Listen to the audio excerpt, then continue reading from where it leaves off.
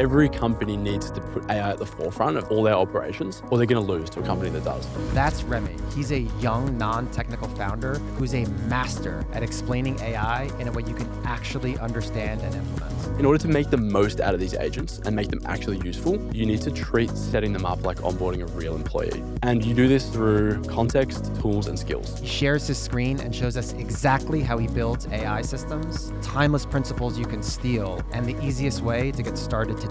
If you're starting from zero, this is all you need. Just this episode, and I think you're set.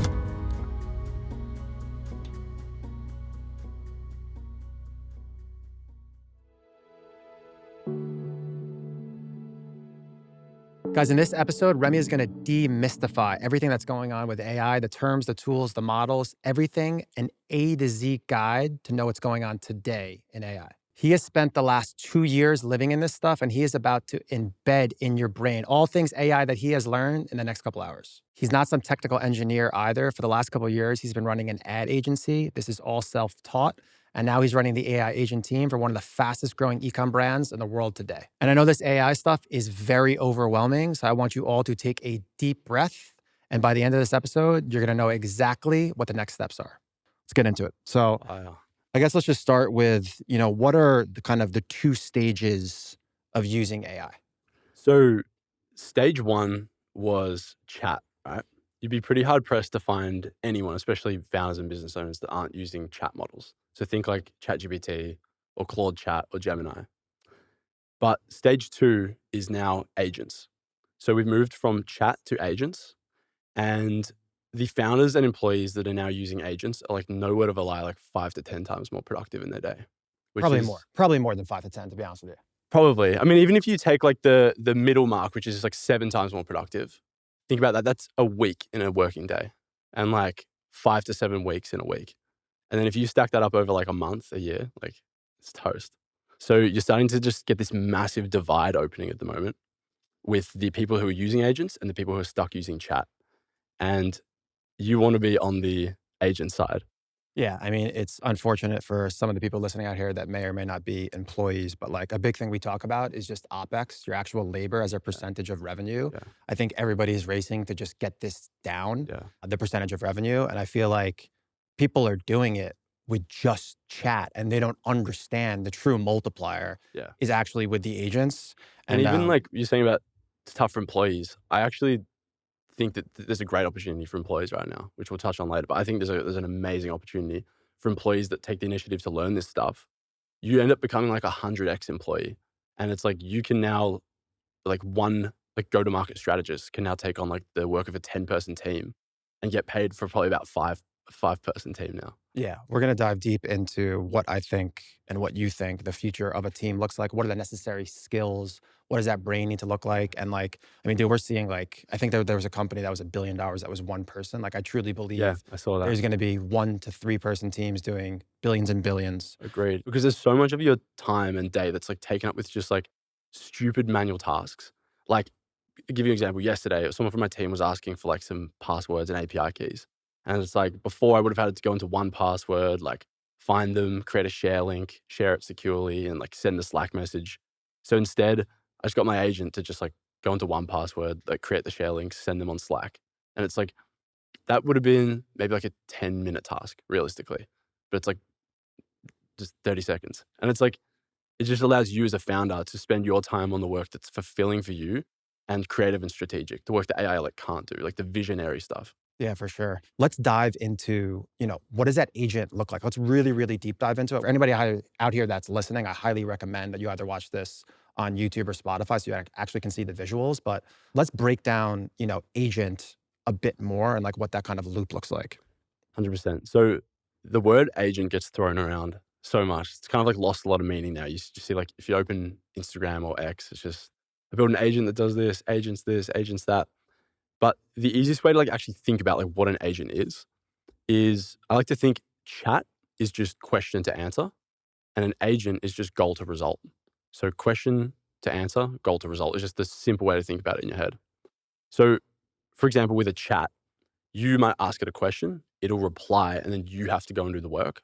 Whereas agents, you're giving it a goal, it's breaking that down into a plan and executing and then handing you like a finished product. And the word agent actually just comes from the word agency, which means like ability to act and do things. And people think like agent as in like real estate agent or like travel agent as like a person, like a guy that's like a sci-fi type guy that's like living his own life and then doing work for you. But in reality, it's just like comes from that word agency, which was like agentic AI, which meant like AI that can do things for you. And then people just like now call them agents. The way I think of it is like chat model is like a really brilliant consultant. Like you can go ask it advice and it will like give you the answer, but you have to actually go and take that answer and do the work. Whereas an agent's like hiring that brilliant person in-house that will just then go and do it for you too. Yeah. End to end. Like Yeah. what do you want? What does that result look like? They figure out kind of the work back schedule. And then literally like when you press go, and we're going to talk about underneath the hood, like what it looks like, obviously the piping to make that work. Yeah. You just see it just typing and working and it just gets the end result. Yeah. Because I would argue that chat models, question to answer, like can't actually even take any meaningful work off your plate. Like maybe a research task, but realistically, like chat models can't actually take work off your plate. Yeah. Let's talk about like a couple of those things. Let's like kind of categorize like stuff that maybe does make sense in chat. Like for me, it'll be just like, I'm staying at this hotel, I'm Yeah. going to this studio, and then I'm going to this, should I book this hotel or this hotel? And I'll screenshot a bunch of them and it'll just kind of optimize from a distance perspective how I get to places, or like, should I order this piece of food, like little simple Yeah. things. Like yesterday I was on the subway and I took a screenshot on Google Maps and sent it to like Claude in just the chat. And I was like, yo, can I pay Apple Pay on the subway? Because I'm from Australia. Yeah. And it was just like, yep, you can. I'm like, sweet. Like just little questions to answers. Little simple things, you still should use chat. Yeah, agreed. Because like sometimes using an agent to ask like how many calories in a banana is like killing a fly with a bazooka. It's like overkill. Like you don't need an agent for that. So chat is still like very useful for me. Like I just got Claude on my phone and like ask it questions like that throughout the day. But any meaningful work, straight to the agents. Yeah. So, I mean, like a good way to illustrate kind of this old way of working with chats versus this new way of working with agents is like a marketing example. Because obviously, like I used to run an ad agency. It's kind of used to be my bread and butter. And if I was going to create a marketing campaign, right? Let's just say you're like doing a Christmas in July campaign for your ecom brand. The old way was you'd probably have the brief in Notion or whatever project management tool you're using. You would copy that Christmas in July brief, paste it into ChatGPT. Yo, we're doing this campaign, like create me some ads, write me the email copy. You would then like take that copy and like paste it into Klaviyo or then like give it to your email designer, get the ads and then like go into some other tool and make them. And you'd copy the content from chat into your content calendar, paste it, and then you would have to go into like ads manager and like manually input it all as well. Like once the ads are switching done. costs and a ton of like small optimizations. It's going to 2, 3, 4, 5 different people. And it's back to the thing about like more fulfilling work as well. It's like when I used to have to upload, if you were uploading like 100 ads to Ad Manager, like the UI in Meta Ads Manager is so awful. It would take you like an hour of like just data entry, like putting them into Ad Manager and switching off all like the creative enhancements and all the bullshit. So the new way of working would literally be you just tell Claude or whatever agent you're using, kick off the Christmas in July campaign, and it would go into Notion. It would find like the campaign outline about like the plan and like what specific discount you're going to give and the offer and stuff. And it could go into Shopify, like pull in actual product images. It'd have like your brand guidelines, so the email would be like nice and branded. And then it would like write the ads. It can even use a tool like Higgsfield or an image gen to create the static ads.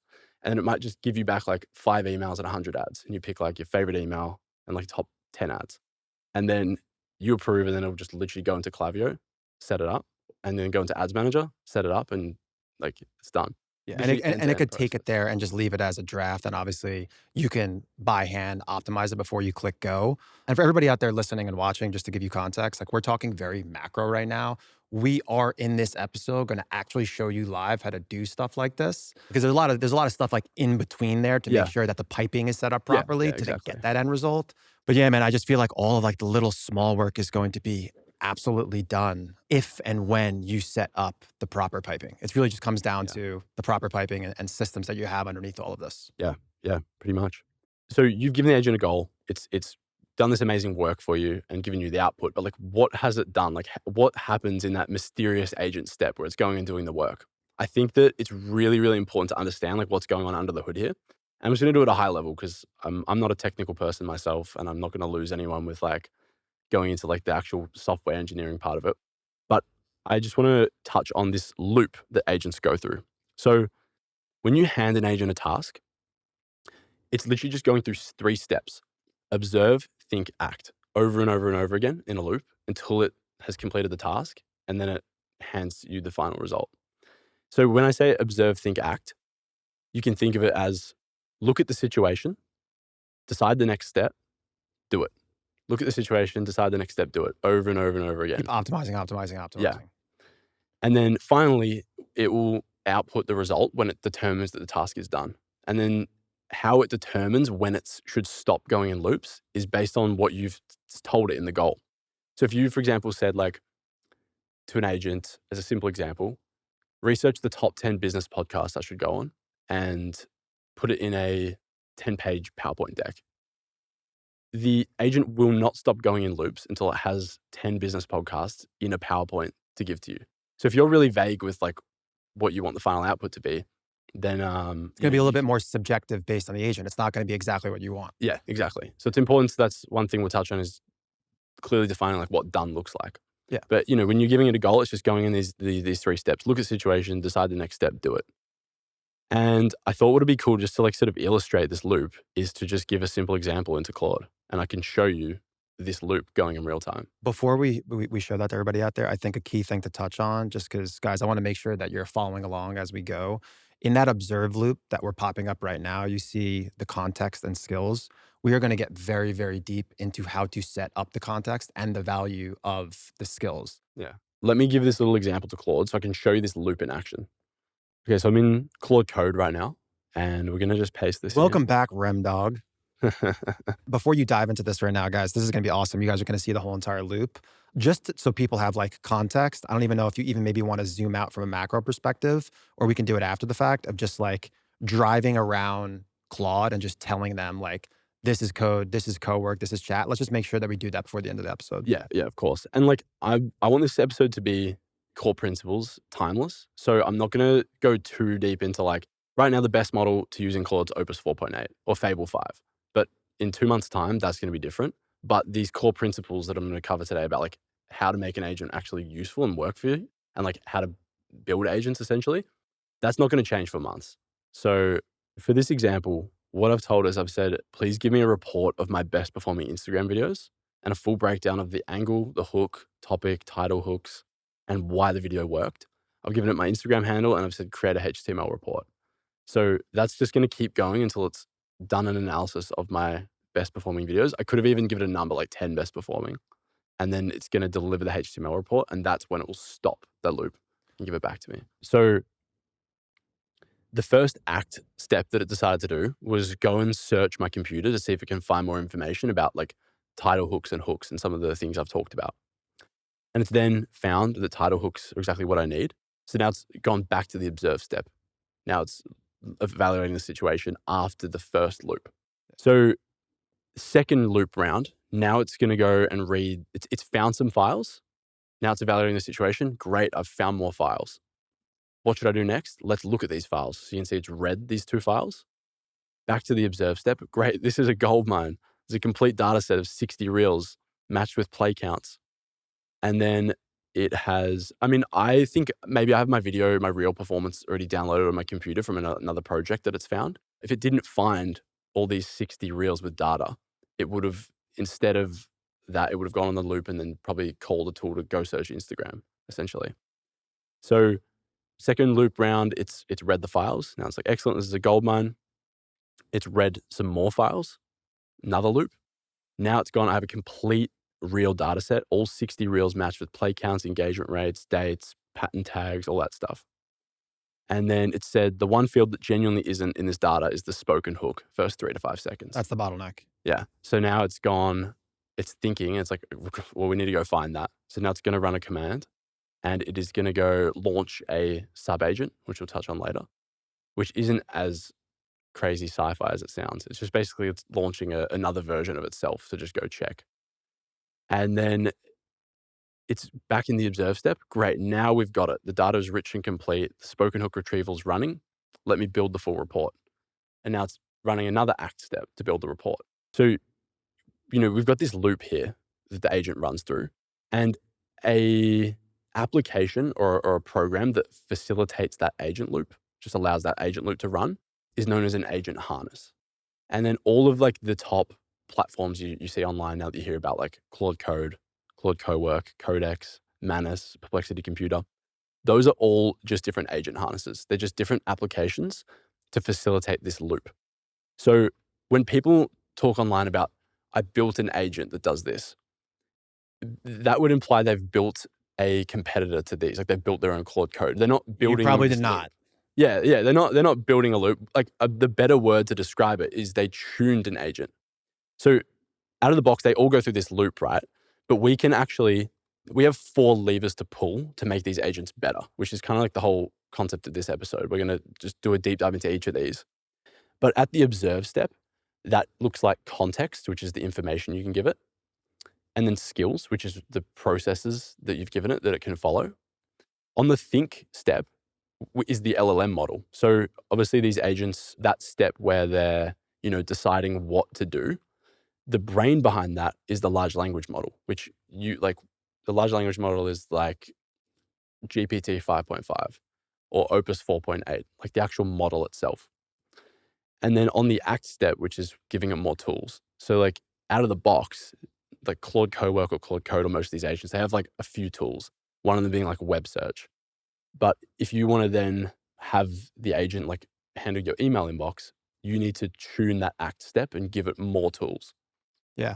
I think what's really interesting about that is it's almost like sports or like F1. Like you could have a Lamborghini and then you can have a Volvo. Yeah. And those, let's just look at those and make the analogy that those are kind of the LLM models. Yeah. The Volvo could beat the Lamborghini if the context, the skills, and the tools are really fucking tuned and super, super dialed. If you put like a V12 engine in there. Yeah, I'm not a car guy, so I don't know if that was the right analogy, but it's just like, well, like this is like one of the analogies that I love to give is it's like today in this episode, I mean, you've already started, but you're learning how to drive. Yeah. And all of these different tools on the market, like Manus, Perplexity, Claude, Codex, you can think of them as all just different cars.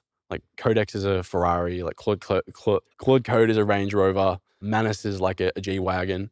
And as long as you know how to drive, which is like just the core fundamentals, which, in driving, it's like steering, brakes, accelerator, you can pretty much hop in any of these cars and within 5 minutes, like figure out how to work it. Like there'll be slight differences, like the indicator might be on the other side, or like one might have another cool feature like cruise control that another doesn't.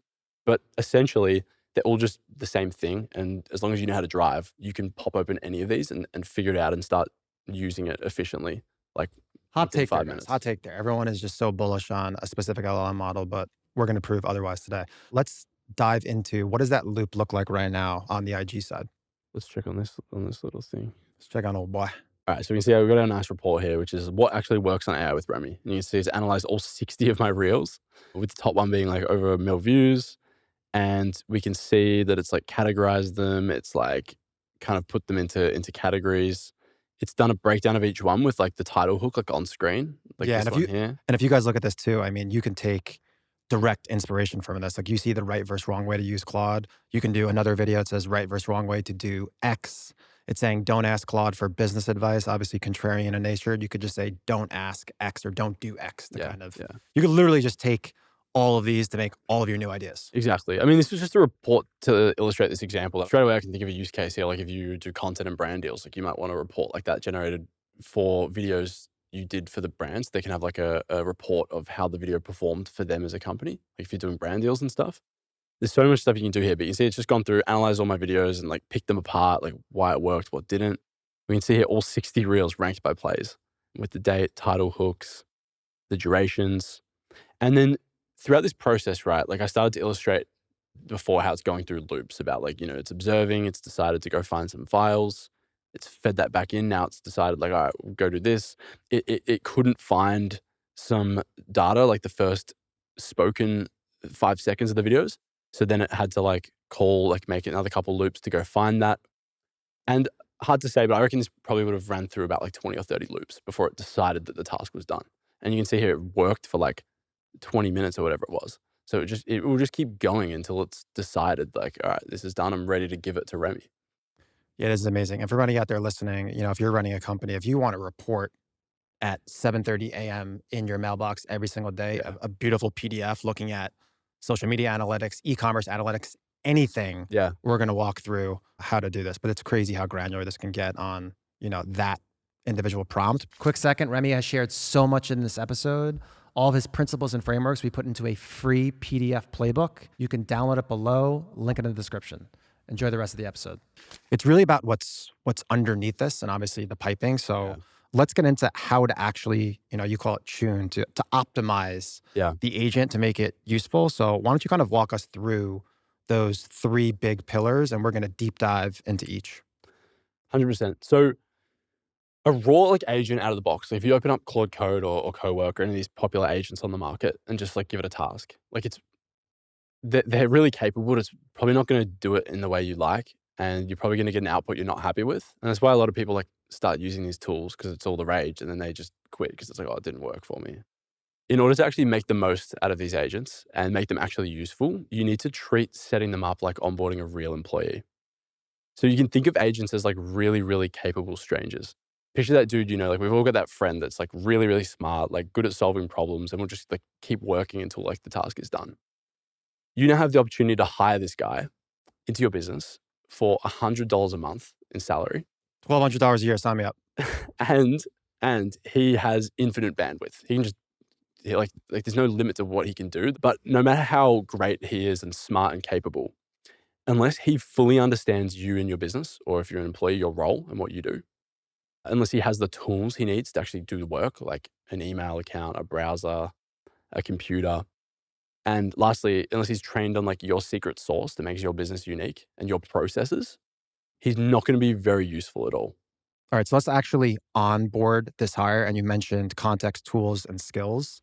Give us full context of how you look at onboarding the hire. Like I said before, this really capable stranger you've now got working for you, he's not going to be able to do very much unless he fully understands you and your business, has the tools to do the work, and then knows how you like the work done.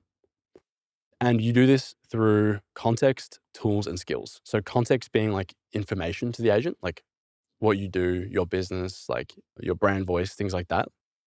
Tools being like, a computer, a browser, Gmail, Notion, Slack. And then skills being like your SOPs, like your special sauce, like literally like documents like you give a VA. And then if you get those three things right, that's how you like properly onboard the stranger. And then you have the best employee you've ever had. Sounds amazing. Let's go super, super deep into each one of them. So we have context, tools, and skills. Let's double click on context and tell us exactly what you mean by context. Yeah. So context is literally like everything that the agent should already know before you give it a task. And for me, this looks like things like about me. So all the information about like me as the user, because I want him to I want my new employee to understand like everything about like who I am and what I do. Even some things about like my story and like my come up and things, because then it can use it if it's ever writing like a landing page copy or like a sales letter script. It can reference like real things in my life. It also looks like a document about your business information, maybe another document of like your offer catalog where you talk about like all your services and offers and their prices and how they link together, like upsells, downsells. Another one might be like an ideal customer profile, which is one of my like most important ones. So it like knows who your business like targets. And quite literally, like if you were onboarding this new employee, right, like a real employee, you'd probably like give them a PDFs or like some sort of documents, usually like Google Docs, Word docs, that teach them all of this stuff or like the key information you want them to know. You are literally doing the same to the agent. So like just like you get a new VA, you would like give them all these docs. You're literally giving these docs to the agent, and these are in the form of Markdown. So for the listeners that don't really understand what Markdown is, Markdown's like it's basically one step above a TXT file. So .txt text file is just literally plain text. No headings, no bolds, like nothing. It's just text. Markdown is literally just one step above that. It's just a plain text file, but you can do like headings, boldings, like bullet points. Simple formatting, stuff like that. Yeah, it's just like a slightly more formatted text file. And if any of you out there use like a tool like Notion, the Notion docs or like the ClickUp docs, they're all in Markdown format. Just super simple, like headings 1, 2s, and 3s. text, bullets, and bolding, and like italics, just the super basic formatting. And to give you guys further context, it's basically like a simpler .doc file. So it's a Yeah, .text, yeah, .doc. It's somewhere in that universe. exactly. And the reason like why Markdown is so important is you could theoretically, let's just say you're following along and you're trying to build out your own agent. You could just give them all these in a docs file, right? Or a PDF. However, it's a lot harder for the agent to access the information. Like if you give an agent your ideal customer profile as a markdown file versus a PDF, with the PDF, it's going to have to like unpack it and like try and extract the text because it's just the way that the PDF file is like built. It's hard for the agent to like ingest the information. Whereas with Markdown, it's just like that straight ingested. You can just read it really, really easily. And we want to make things easy for the agent because that just means things are quicker for you and things are cheaper in terms of like cost for the model running. So Markdown is just the best way to be giving information to your agent. To give people context as well, how many .md files do you have on your computer? Like hundreds. Hundreds. Hundreds. Yeah. But like, so these, you're literally building out like Markdown files for key areas of like information that you want to give this agent. Yeah. And as far as that goes too, you can get, would you just say the more granular, the better? Not necessarily. I don't really think there's like a right or wrong way to do it. It's more like I just build the Markdown files for me almost, like how I would want them formatted. Like I've just like literally got like a about me, like a business info, brand voice, ideal customer profile, like offer catalog. I could put them all in one doc, but then it's just like, I don't know. I almost just prefer them having them separate. Yeah. We're going to get into folder structure as well too. So everybody understands kind of from a macro perspective, how this brain looks and how it kind of all flows. Yeah. I think for the people out there listening, we'll get in, what is the first thing that you can do to kind of start your journey? Yeah. I feel like the about.md file is like a pretty clear one. Yeah. Just like, great spot to start. And the thing you need to understand is these Markdown files you're building are like assets. They're assets for you and your company. So like really like spending the time to build these docs like really, really well. Like if you just like take the time to build a really well thought out about your business doc and have like the ideal customer profile, they're assets for your company. Because if you rush the ideal customer profile doc and it's just like a bunch of AI slop that you got ChatGPT to put together and you haven't read over every line, there might be a line in there that says like, my ideal customer, like if you're a skincare brand, a line in there in your ideal customer profile might say their problem point is like red skin or something. And if you don't check over that, now in all your marketing copy, you're going to have like it targeting towards the angle of red skin. And if that's not something that your product solves, then that's an issue, The answer on the MD files is probably you want to minimize the subjectivity in the MD files, make them all objective, like stuff that's kind of black and white. Like I definitely would use this as an input to make decisions. Yeah, agreed. And I get Claude to build all these files for me, but I read over every line before I like give it the okay. Guys, I got a little cheat code for you too. On the about.md file, like the craziest thing about all this is like, I'm not saying have Claude do it, but you can say to Claude, I want to build an about.md file. How should I process this? How should I think through this? Yeah. And that's where I do think you can use something like chat because you can kind of go back and forth and build it. Yeah, that's like a perfectly fine use case for like the chat models. Like that's how I built out all of these. I literally said to Claude, like in a new chat, I was like, yo, I want you to build out a bunch of markdown files for me, like an about me, an ideal customer profile, just listed out all the ones I wanted. And I just said, interview me, like to extract the information from my brain to build these files. And I sat there like using Whisperflow, answering all the questions for like 3 hours. Just riffing, and then Whisperflow just cleans it all up. Yeah, it just like sucks it all out of your brain into these files that are now assets for your company that you can then give to your agents. And like one of the key distinguishments to make is when you're using these chat models, they're sort of like a black box. Like everyone always goes on about like, oh, my ChatGPT knows so much about me, or I don't want to move into Claude because like Claude doesn't know me. ChatGPT knows me so well. And it's like, you're right. But what it's doing is it's like got pretty much just a markdown file, like memory.md or like about user.md in the background. And ChatGPT is building this file on your behalf without you knowing, and you can't access this file. So if you're like starting a ChatGPT chat and you say in there, like, I've just moved to New York City, like, what are some things, like good cafes near me? ChatGPT in the background will take out that snippet of like, I just moved to New York and save it in its markdown file. And then now like it knows you've moved to New York and you just think that this model's like almost trained on you now. But in reality, it's just a markdown file. where it's choosing what to save. And the other thing about that is you can't control what it saves as well. Like your ChatGPT like knows everything about you. And then like, you're writing like a landing page, you're asking for advice on ChatGPT, you're like, hey, how do I break up with my girlfriend? And then you're writing a landing page and it's like all of a sudden the landing page copies about you breaking up with your girlfriend. It's like, you have no control with these chat models about like what it knows and what it saves. Like it does get mixed up sometimes. Exactly. So you want to make sure that you have full control. You want to own that context. And that's like we're talking about just in the format of these markdown files. And then they're assets that you own now and you just bring them to whatever agent you're using. So like I've got my folder set up, which we're going to get into with all the context in there. And then I can just open up that folder in Claude Code or Codex or Manus and like straight away it knows everything about me. It's like, it doesn't matter. Like I can just switch and stay sort of like mobile. Guys, real quick, everything that Remy is teaching you in this video is absolutely free, no gatekeeping as always. But for the people who want it implemented, Remy made a plugin that builds this entire system for you around your business and your life. The loop, the folder structure, all of it. I am not technical. I did it myself. 90 minutes, one sitting, done. Sign up for the newsletter below and get 50% off at launch. Enjoy the rest of the episode. So the first step for onboarding your agent is like building out these context files, right? And I'm going to show you like what this actually looks like. So I'm going to open up Claude Code again here. We're going to do a new session. Nice and clean. Hey, there we go. And I've got my OS folder open now, which we'll touch on later. But the way that these agents work now is a lot of them run like locally on your computer as opposed to like the cloud. And what locally on your computer means is it's like instead of having like a project on your ChatGPT account, that project folder now lives on your computer. Yeah. And there's a lot of benefits to that, which I'll touch on later. But I'm just going to open up this one I've created now called Demo. So this is just a brand new folder. You can see it's completely empty. And that's just, you just created an empty folder on your desktop. Yep. So it's desktop, empty folder called Demo. I'm just going to open that up. So now you can see in Claude Code, we've scoped the agent to just work in that folder.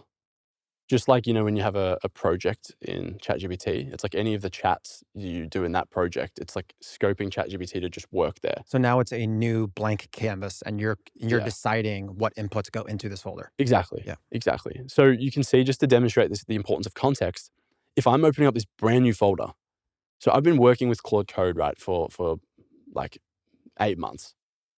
And if I ask like, who am I? So you can see like when I've asked it, there's no markdown files for it to look at. So I've asked it, who am I? I've been using Claude Code for 8 months. It should know, but it doesn't. It's because all the context you own in those files. It's not a black box. So if someone has an alter alias, they can just create different alter aliases in different folders. Yeah, essentially. So you can see here, it tried to read the memory.md markdown file, but it doesn't exist. So you can see here, it's just like the file doesn't exist. So it went through that loop, it was searching, but there was no kind of raw data to extract. Yeah, there's nothing for it to do. So how did they know the email and the likely name? Because that was just from my Claude account. It must just have access to that. That's literally just because that's the email associated with my Claude account and name. Actually, no. Actually, it's pulled that from my computer because this agent lives on, you've got a username on the computer. That's where it's gotten it from. Okay, so what does this look like when you're on steroids? Let's dive deeper into kind of doing these empty files. Yeah. So let's continue onboarding our agent, right? So the most important markdown file, like, we've got our markdown context files. The most important one when you're dealing with agents is what's called an agents.md file. And I mean, Claude have just decided to be difficult, and in their systems, they call it a Claude.md, but in pretty much all the other harnesses you use, like Codex and OpenClaw and stuff, it's called an agents.md. And essentially what happens is every time you're like starting a new session, and by new session, I just mean like, if we go back to that goal to result thing, it's like every time you're going to like give it a new goal, you're kind of going to click like new session. Same way you start a new chat in ChatGPT. Yep. Each session has an amount of like space. It's kind of like, you can think of like the agent's like brain power. And as the session starts to like fill up, you have what's called context rot, which is basically like, have you ever been in a chat on ChatGPT and it's like so long, you've been in there for hours and it starts to just like go crazy. Like it literally just starts to just like hallucinate, forget things. So what's happening there is every time you start a new session, like a fresh like chat window, I guess, it's got like a certain amount of I guess, capacity, you could call it, like free for the actual work. And what your sessions probably look like is something like this, where they're just like so like so much information that the stuff you started telling it at the start starts to like fall out the top. That was and just V1 forgets mark, things. bro. I'm not on V1 mark anymore. I mean, I think 99.999% of the world is in probably V1 mark, one endless chat, to be frank with you. Yeah, probably. So every time you start a fresh session, the way that this agent like knows about you, same way that ChatGPT's memory works, is if you start a new chat, in the background, it started the chat with that memory.md loaded into it. But you can't see that, right? So you give it a prompt like, write me an email in ChatGPT. And to you, it just shows as like that one prompt you've given ChatGPT. But in the background, it's also loaded in that memory markdown file. So instead, you've got like 100 lines of information about Mark and then write me an email. So it's got all that context in it. Same thing happens with agents, right? So we've started a fresh session here. What this actually looks like is any file, any markdown file in that folder titled CLAUDE.md gets automatically loaded in. So your CLAUDE.md or agents.md, that's like your North Star markdown file. That's the one you need in every single project you're working in. So to illustrate my point, I've created this folder here with a CLAUDE.md in it, right? That I've pre-prepared. And we can actually just open this up so you can actually see what a markdown file looks like. And I got Claude to build this for me. So we can see Remy's AI operating system. Who am I? Remy's a founder of AI with Remy. The business, the brand voice, the ideal customer, the offer, the values, how I like to work, preferences. This is like our North Star context file. And that's the one that's going to load in to each new session by default. To give macro context on how you're thinking. Yeah, to give macro context, essentially. So that same example, right? If we go back into Claude here, we just asked it in that folder when it was empty, who am I? It had no idea. Now, if we go new session, same folder, but it's now got that Claude.md in it. And we can say, who am I? Heyo. And you can see here, now it knows exactly who I am. It knows exactly like what I do, my background, the brand, the 3 products. So that's like a great illustration there. Do you see how it goes from knowing nothing about you to now having that context file? It knows everything. That's why it's so important to be lean and intentional on what files you upload, obviously, in there. Yeah, exactly. So that's your pinnacle markdown context file. That's like the first one that you need to build. The part about the Claude.md made sense, right? That gets slotted in and it's like the agent wakes up to do a task and he's got that loaded into his brain, right? Yeah, and that's something that's you should constantly be updating if something big in your life changes, correct? Yeah, correct. Yep. So you're probably like wondering now, okay, great, I get that. Claude.md, agents.md. Where do the other ones fit in? Like the about me and the ideal customer profile, like where do I put those? So those ones, the other markdown files, they don't get loaded into that session window by default. So we've got our Claude.md that gets loaded in by default. And then we need to tell it in that it will always read, hey, go check here as well. So then what I like to do, how I have this set up, is we've got our Claude.md here. And I'm going to paste in these other ones I've pre-prepared. So now you can see we've got a couple of other files taking shape here. So we've got our Claude.md. We've got this context folder with all these markdown files in it. My values, my offer, my ideal customer profile, brand voice, about me. And then this memory.md, which we'll touch on in a second. So by default, Claude is any project you open up Claude in to work, it's always going to read that Claude.md. And then we're going to point to the context folder in the Claude.md. So you can start to like compartmentalize and like modulate your project, if you will. You're making like a whole like decision rubric, like a decision tree of, if it goes here, it opens up this folder and stuff like that. Yep. Exactly. And then this is like all these agents you build, they're super like modular. It's like you hear other ones really popular, like Obsidian is a really popular thing that people give to their agents as like a second brain. Essentially, like there's loads of different like frameworks like that.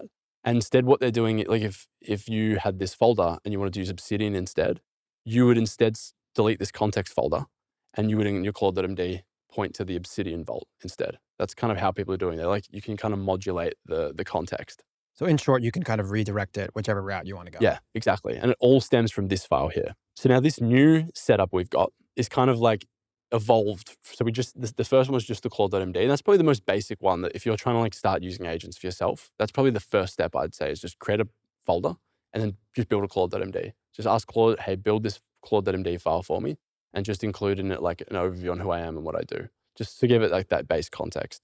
Then V2 is now we're adding in like this extra folder for like, we're expanding out our context here. And if we open CLAUDE.md now I'm going to point to that context folder. So you can see if we open it up, it's like, who am I? My context, read before any task. Everything you should know about me and the business lives in the context folder. And then it's just giving an overview on the files. Wow. Load the relevant files in before starting any tasks. Assumptions are the enemy. If the answer isn't there, ask me. And then everything on continues like normal.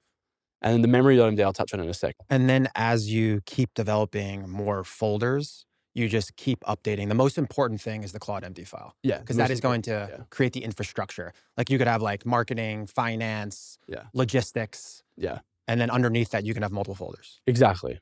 So when I ask Claude before, like, who am I? It knew straight away. That's because that file's automatically loaded in.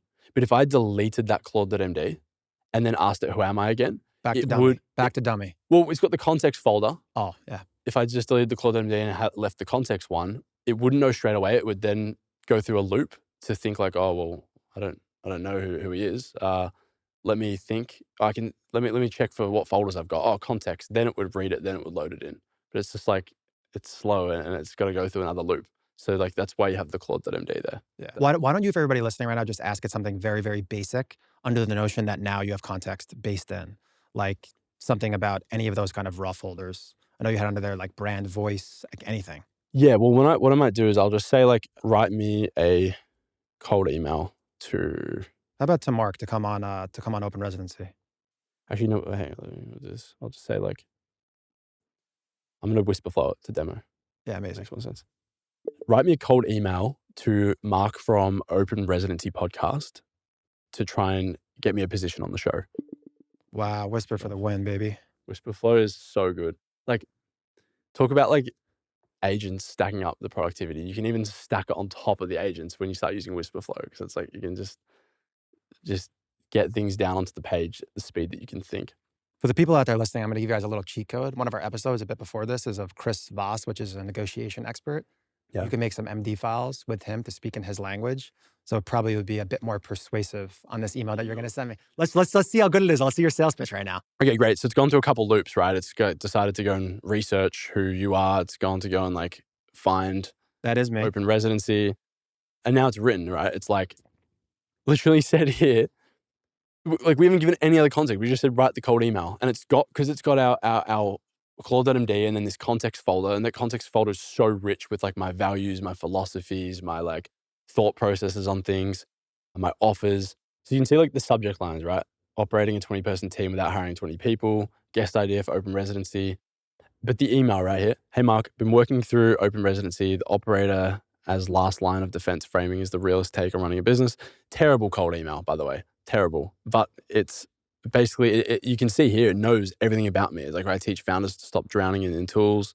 This is where we're going to get into like the additive layers of like an example is like that negotiation skill, that, you know, how you speak skill. Like you can get way deeper to make this thing absolutely flawless, but clearly it did an amazing job. Yeah, I mean, the key point to demonstrate was, right, that it just knows about me. It can write an email with all the context. Like it doesn't, like the email's terrible, but like you can tell it knows about like what I do in my philosophy.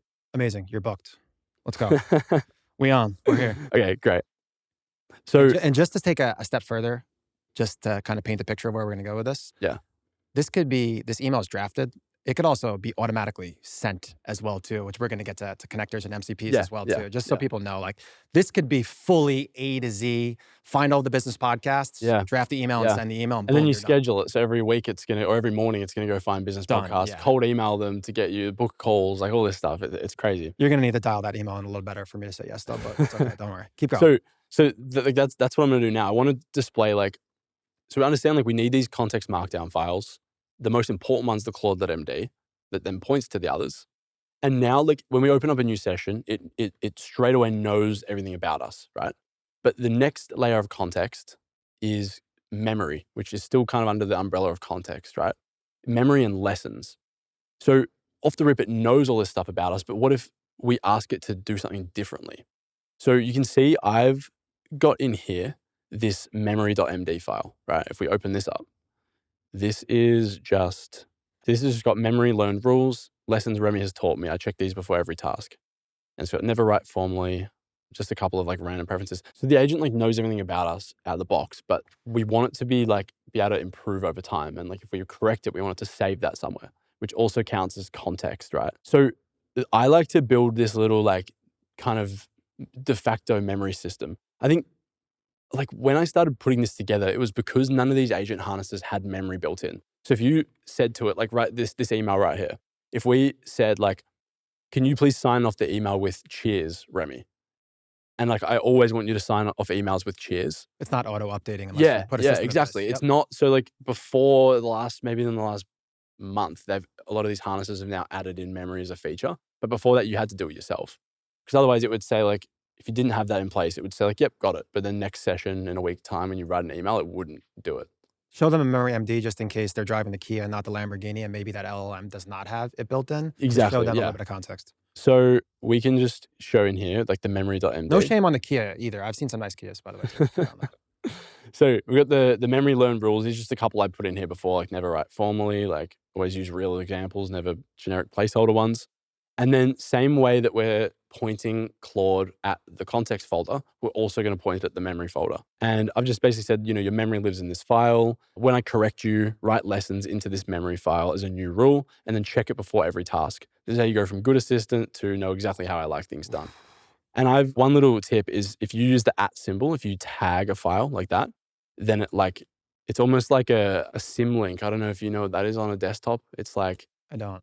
If we, for example, if I tell it, is it like a lighter load on the brain? Like it zips right into the file or something? Yep, zips right in the file. Cool. It's like as good as the file being loaded in, if that makes sense. So if we just tell it like go use the memory.md and don't add it, it'll then have to make a loop to go and find the file and bring it in. But if you just have like the @ it's automatically loaded straight in. Guys, we're going Lamborghini, full steroids here.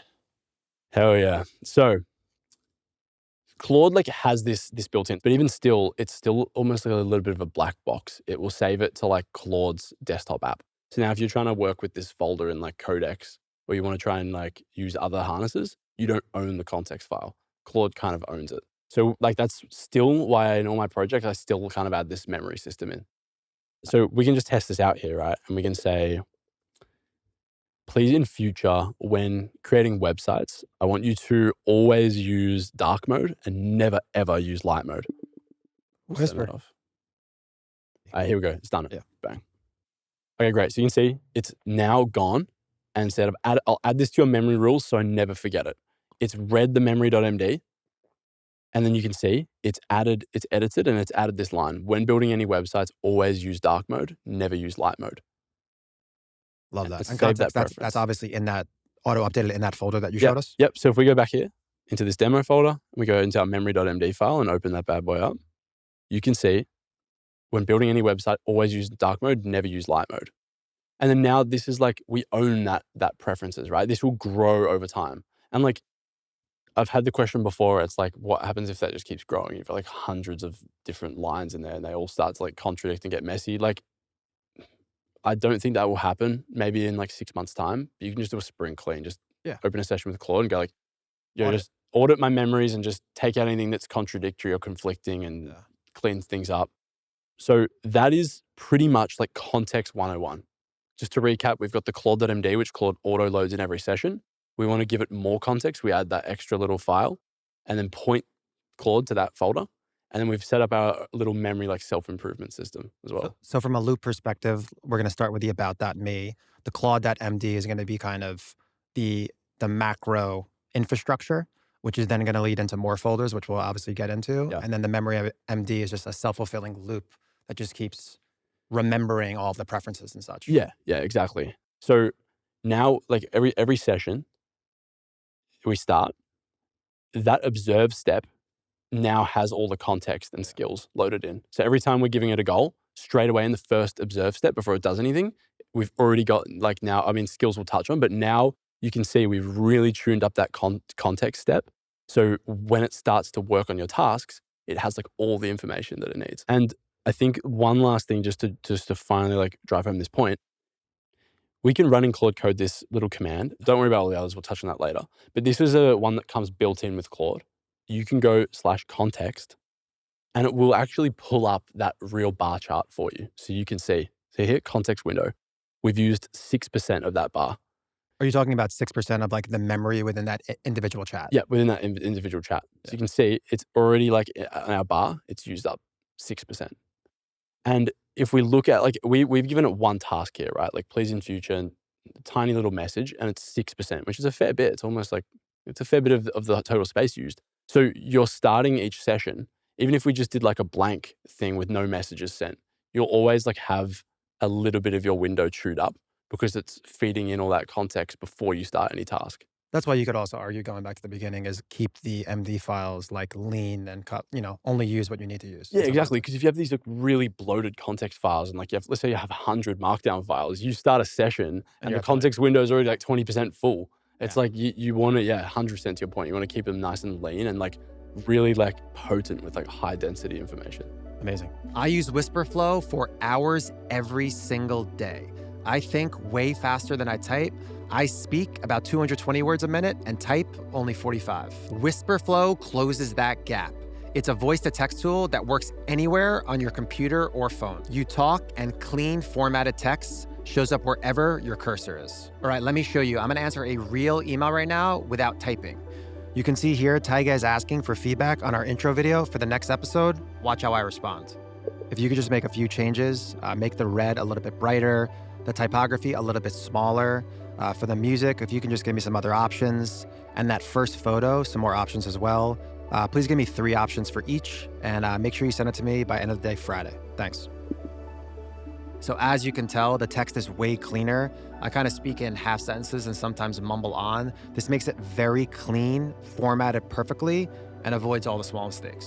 This is a product that I cannot live without. I promise you that you will love it. If you guys want to get 1 month free of Whisperflow Pro, click the link below and use code OPENRESIDENCY. So yeah, context, we've taken our really capable stranger that we've employed and we've told him everything he needs to know about us. He's ready to start working for us, but he's still going to be pretty useless if you don't give him like tools to work with. Like imagine like you've just got this dude that's working for you, but it's like he doesn't have an email account or a computer or a browser or a phone. He's like still going to be useless. So we need to give him tools to be able to actually complete the work for us. So the way we do this is what's called a thing called MCP. It stands for Model Context Protocol. And I don't want to lose anyone here. It sounds technical, but like it's super simple. And this all MCP is just a way for your agent to connect to tools. The Things like third-party tools. yeah, to third-party tools. Yes. Yeah, exactly. Things like, Slack, Gmail, calendar. Like you need a way for your agent to connect. And you do that through what's called MCP. To give people more context as well, I think a lot of people out there use either N8 or Zapier is a big one that people use to kind of extract information and connect it. Yeah. And we're in the era now. I'm so curious to see. I think all the principles here are evergreen. Yeah. But it's like, it's a big deal now to have an MCP. And like some of these big companies don't have MCPs. And like, they're crazy. We're going to get into the BI of MCP. It's what I make purchasing decisions on now. If I'm choosing, let's say I'm choosing like a email marketing software, for example. If I've got 5 options and if they don't have an MCP for a way for me to connect my agent to it, it's out of the question. I won't use it. I don't use front ends anymore of apps. Yeah. Like the future of this is, and everyone that I know that works the way, this new way of working, this stage 2, which is agents, they don't really use like front ends anymore. Like I complete a full workday from within inside like my Claude Code or agent harness that I'm using. By front ends, just so people out there listening, like you're not in platform, in Beehive on the dashboard. Yeah, you're exactly. just extracting from there and then working within your workspace. Yep. Like I use Google Calendar, I use Gmail, I use Slack, I use Stripe for payments, Cal.com for bookings, and I can't even tell you the last time I've opened any of those apps up. They're just all connected into Claude. It's this new, it's a completely new way of working where you've got Claude or whatever AI harness you're using that sits on this as like an intelligence layer on top of all your tools. And then you're just interacting with like this intelligence layer. So, I've alluded to MCPs being just this way for your agent to connect to tools, but super quick on like what it actually is, right? So before MCPs existed, if you wanted to connect your agent like Claude to a tool, it was difficult. It was possible, but required a lot of custom development. And the way to think about it is like Claude speaks English, right? And all these different tools speak different languages. Like Gmail speaks French, Notion speaks Spanish, Slack speaks Chinese. So if you want Claude to talk to Gmail to like get it to do things, it was required a lot of like custom development. It required time and effort because Claude had to Heavy, slow, learn expensive, everything. French. Yep. And shout out Ross Mike. This explanation is from him. He was on like some pod, I heard him. So this is taken directly from him. This is what landed like really nicely in my brain. But MCPs are just like this translator that sits in the middle between Claude and your tools. So Claude does not need to learn French and Spanish and Chinese. It just has this little translator in the middle. So it just makes calls and then it can be relayed really, really nicely to the tools. This is an oversimplification, but quite frankly, like, no one really needs to know what happens here. All you need to understand is that MCPs are just your way to connect tools into your agent. Uniformity, simplicity, and it just streamlines everything for speed as well. Same way, you can think of it like an API, right? For those of you who know what an API is, like it's just a way for tools to talk to each other. And again, that's an oversimplification of explaining MCPs and connectors. And I think the big thing to take out of this episode is the ability that you can ask the LLM, like, oh, how do I set up connectors and how I do it? And I don't want to encourage people to be lazy, but you want to just quickly just show over the screen of just where you go into Claude to do it, because it's very, very simple. It's so simple. So the way, like if we open the Claude desktop app and we go into customize, you can see straight away connectors. Boom. And we have like, you can go up here into browse. There is so many connectors here. Like pretty much all of the major tools that you would use have a connection here. And it's as simple as this, right? So let's just say we want to connect up ClickUp. So I can literally just go here and go plus, and then I'll just one click log in to my ClickUp. Guys, for context, we are power users of ClickUp. That is the harness, the project management tool that we use that creates all of the workflows, all of the dependencies. So we can go in here. Literally, I've selected my workspace, connect, open Claude, it's connected. We go back to the desktop, connected to ClickUp, and you can see here, like we've got all of these different things that we can do in ClickUp, create tasks, create lists. Claude can now pull information from ClickUp. If you're planning like marketing campaigns, it can update it. And we've got all these, like by default, they're set to needs approval. So it's always going to ask you before it takes actions. But as you start to build up trust with Claude and like, you know, you get more comfortable with allowing it to have more access, you can just do always allow. Like all my tools, I just have always allow pretty much.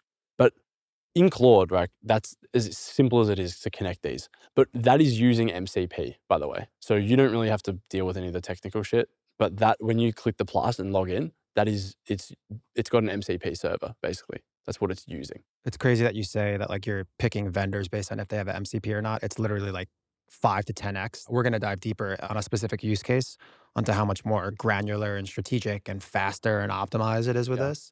Yeah, I mean, it begs the question of just like, are a couple LLMs going to win and then just the world is just going to be a ton of MCPs and connectors into it? Like if you're building a software product, it's like, I had a buddy come to me and he's like, yeah, I'm building this like travel agent, like AI agent that helps people like plan their trips. And he's got this like nice website where people log on and you say like, hey, I'm going to New York for 10 days, like help me do this. And it like has an agent that plans your trip. Like I said to him, I'm like, I don't think that's the right way you should be building products for the future. I'm like, you'd be better off building this travel agent as an MCP that you then get hooked up into Claude. And then now people who use Claude can now have you show up as a connector here.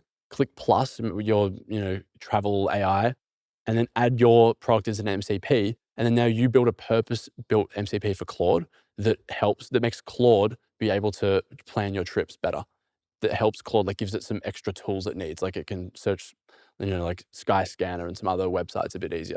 Yeah, I mean, I feel like the future is like, as opposed to offering like 100 things, it's like be really, really dialed on 10, 20 things. And then it becomes almost like an external data play in conjunction with that vertical. Be really, really smart and understand and know less things and just feed it into Claude. I completely agree. We talk all the time about like mid-market B2B SaaS is absolutely smashed. Like some of these companies that got sold, like I don't even want to call some of them out, but like basically what I was doing on these SaaS tools, I'm literally just doing it inside Claude right now. Yeah, exactly. I mean, like, the SaaS market is just getting absolutely decimated. And I think another thing is like a lot of these softwares build on like headcount, like they build on like seats in the software, and now it's like people are like reducing headcount. They got agents in there, and like they can't bill for like agents. It's bad. Yeah. So you mentioned kind of the always allow or kind of ask first. Like that begs to ask the question of like security. A lot of people are very concerned about like Yeah. connecting a lot of this stuff. Like, Yeah. what's your just overall thesis on how people should approach security? You know, you just have to weigh up the trade-off. And for me, it's like, yeah, there's a risk of things going wrong. It, like maybe sending an email to someone who it shouldn't without my approval. Of course, there's a risk, but it's like I've weighed up carefully, like that risk compared to these productivity gains that I'm making. And to me, it's worth it. And I guess you just have to do that in your own head. But like, there's so many edge cases with this. It's like you hear like horror stories about agents doing things for people, and it's like you hear the same thing about people getting hacked on the internet. It's like just because someone got hacked or you've been hacked before doesn't mean you're not like going to stop using the internet, you know? Yeah, definitely edge cases. And I think like the last line is like data is one thing. I think like connecting something that has like your credit card and it can like go buy things. I feel like that is kind of the last line of defense. Yeah, But like yeah, you could just do like for a bunch of things like draft only or take it to the yeah, finish yeah, line and yeah. don't click the button at the ends. Yeah, so I would say like if you're really like conscious about it, like give it these tools, but give it what's called a read-only access. So it can't do actions, it can just read the data. For example, read emails, but it can't send anything. And that's just a nice way to start out. And then you can like increase the permissions as you start to like feel more trustworthy. I give Claude full access to everything, Stripe, everything. It's got full access. I'm comfortable doing that, and it's a risk I'm willing to take on. I've been in power using it for like 8 months, and I've never had any issues. Some of those other harnesses, like OpenClaw and like Hermes and stuff, they are built in a way where the agent's like not going to ask you for permission as much. The way that like these big companies like Anthropic and OpenAI have built like Codex and Claude Code, the models are very good at asking you for permission for stuff. Like pretty much any time. Sometimes it gets annoying for me. It's like I'm trying to get it to answer emails, but it'll ask me for permission. Hey, should I send this? I'm like, yeah, send it. Like I've You keep given you the getting like okay. allow access, allow access, allow access all the time. Yeah. Yeah, exactly. So I've never had any issues personally, but it's just something you have to weigh up. I mean, like there's two sides with the security question. There's like obviously giving it your tools and then it going and like taking actions. That's probably my least my least concern is it taking actions on my tools, because that's like not that big of a deal. The other security side to things is like the models and like putting sensitive data through it. And this is like a big thing and like a big problem I'm trying to like solve with working with some of these large like enterprise companies. Is it's like some of them have like literally said like, we don't want any personal information, company IP running through a Claude model, because they're not convinced that like the Yeah. Claude aren't Isn't like going to stealing scoop their that. data. Yeah. Yeah. So that, I mean, that's a whole nother question. But for like the personal level, just like getting the tools connected and getting it to start doing things for you. Yeah, just start with read-only access if you don't feel comfortable, and then you can escalate it up as you go. Nice. Let's talk about a couple of the tools that are like must-haves for you on your side. I want to share some of the stuff on our side as well too. 100%. So if you think back to like our little agent loop of observe, think, act, we've tuned up that observe step with context, and now we're going to tune up the act step, right? These are like the top 6 things I reckon that everyone should have connected up to their agent or Claude, whatever you're using. First one is Apify. So Apify is essentially a library of online scrapers. And these are like scrapers that people have built. Let me just go into here. So it's almost like a third party, like sub agent that helps you scraping. Yeah, exactly. So Interesting. it's like a marketplace. There's thousands of different scrapers you can use here. Oh, So you can see on wow. Apify, right? We've got Instagram profile scraper, YouTube transcript scraper, Reddit post scraper. Wow. This There's eliminates like some people are using like Grok as an LLM under the notion that it could scrape Yep, Twitter yep, /X, but now you can just use exactly. Apify. Exactly. And we've Damn. got LinkedIn post scraper, Google Maps scraper. There's like Craigslist scrapers. You can get lead scrapers, email scrapers. These are all everything. individual MCPs? No, Oh, it's just Apify. Apify. And Claude Damn. can use any Apify, of them. cut the check. Shit, I never heard of this one. It's a Dude, good it one. is, everyone needs it. Like literally, there's almost nothing that Claude like can't scrape off the internet for you with Apify connected. Damn. So this is one that no matter what tools you use, everyone I think needs this. They've got a pretty generous free plan. It's like $5 a month worth of usage. Yeah, we're Yeah. gonna throw another 0 or 2 behind that. This is crazy. Holy shit. So Apify, everyone needs to have that one set up. The next one is Firecrawl. So by default, like pretty much all of these agent harnesses, as part of the act step, one of the tools they all have baked in is a web search. Yep. But this is super like simple and primitive. It's like if you were to ask the agent, like, what's the price of Bitcoin right now? It can just web search and get the price. It's like more information gathering. When it comes to like things like, hey, scrape the branding for this website, or like go look at this website, and tell me like why or like do a CRO audit of my website. Less Tell me, subjective, more subjective, more like context strategy type stuff. Not like, this is the question, this is the answer. It's more, well, no, I would actually say it's more that like the web search, it can't look at the website. It can't actually like, does that make sense? so they can't Websites, extract raw data almost. yeah, exactly. Like web search is just to like find like facts off the internet. Yeah. Whereas Firecrawl allows it to actually like read the page, not just search it, like look at the page. So it can extract, like it can tell what the branding colors are. You could say like do a CRO audit of the page, and then it can use Firecrawl. That's the first thing my brain went to from a CRO and merchandising perspective from an e-com store. That probably is big. Yeah, exactly. So, if you didn't give Claude Firecrawl and you just had the default web search and you're like, yo, here's my e-com store, like run a CRO audit. It can't see the store. It can just like maybe like search some information about your website, like what you sell or like a little about section. With Firecrawl, it can actually like look at your page, scrape the entire thing. It can see like what buttons you have and where, and like, it could see like your buttons are the same color as the background. Like first fix, make the buttons like brighter. So like stuff like that. It can give Claude like the ability to actually like scrape websites properly. And across the default web search, Firecrawl and Apify, there's like pretty much nothing that Claude like can't do for me across the internet. And this is just mitigating the back and forth of just bottlenecks. It's just getting you more and more and more context. Yeah.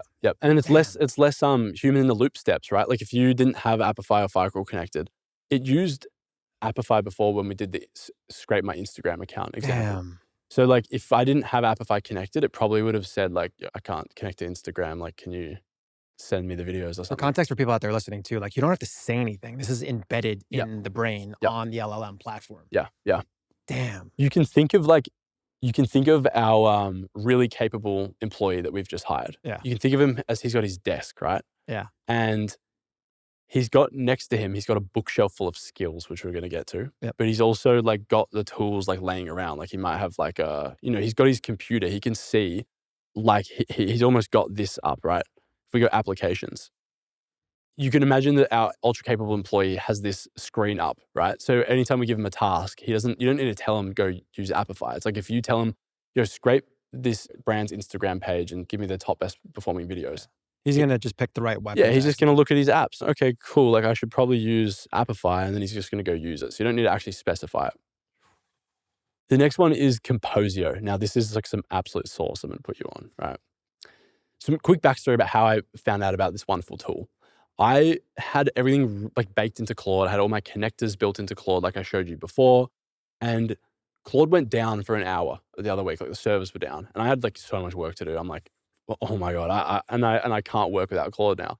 So I had to open up like ChatGPT's codex to like work in there.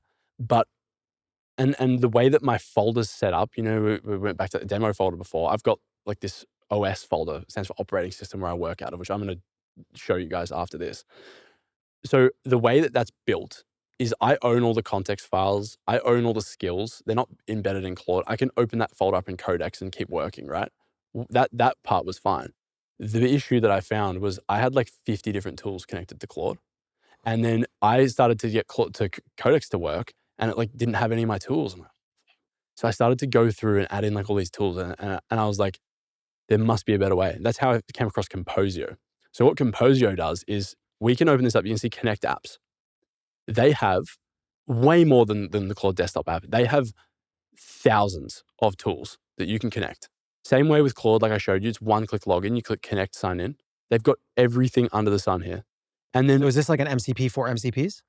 Yeah, it's like It's like an MCP. It's like a bridge, basically. Yeah. So I will connect all my tools in. Another thing is in the Claude desktop app, you can connect Gmail, right? And log in, and you've got Gmail connected. But if you've got 3 Gmail accounts, you can't connect all 3 in Claude. Pain in the ass. And which most people have like multiple email accounts. So in here, you can see I've got 3 active Gmail connections. That was another thing that I liked about it. So in short, you're basically saying that connect all of your MCPs to Composio, and then if you're in a Composio, and then you Claude, and then Composio is like that single MCP with all the MCPs underneath it. Damn. So you can see here in Claude, in connectors, Composio. This one won't show up as a browse connector. You'll have to click add custom and then add the URL, which I'll show you how to do later. And yeah, we can see I've just got Composio. So I could like theoretically just have that. I don't need the yeah. others. You can even connect the other ones. Remember I talked about Apify and Firecrawl? Yeah. You can connect them through Composio. So Damn. Composio, that means like for my setup, trying to like be, robust and protect myself against like platforms going If you need to rogue. go to your bunker in Argentina because the world is crumbling, Yeah. you can just hit up Composio Yeah, and just bring all your shit. Exactly. The MD files, the skills of Composio. Fuck. So when in future now, if I want to work in Codex, I don't have to connect all these tools again. I just have Composio. And then if I want to try out, let's just say like Perplexity Computers is another one. I haven't really used it much. It's just another car, another different flavor of the same thing. Yeah. But if I decided I wanted to use that, I'll just connect Composio to there one time. Yeah. And then everything's hooked in. So for everybody out there listening, I want to really, really stop and think like where my brain used to go. And this is the problem that I used to have with my team. It's like, okay, I've never been on Codex. So if Claude went down and I have to go elsewhere, like, I don't even know if it's as simple as just clicking the connector to get Composio, but you could literally just go into ChatGPT and just say, how do I connect Composio?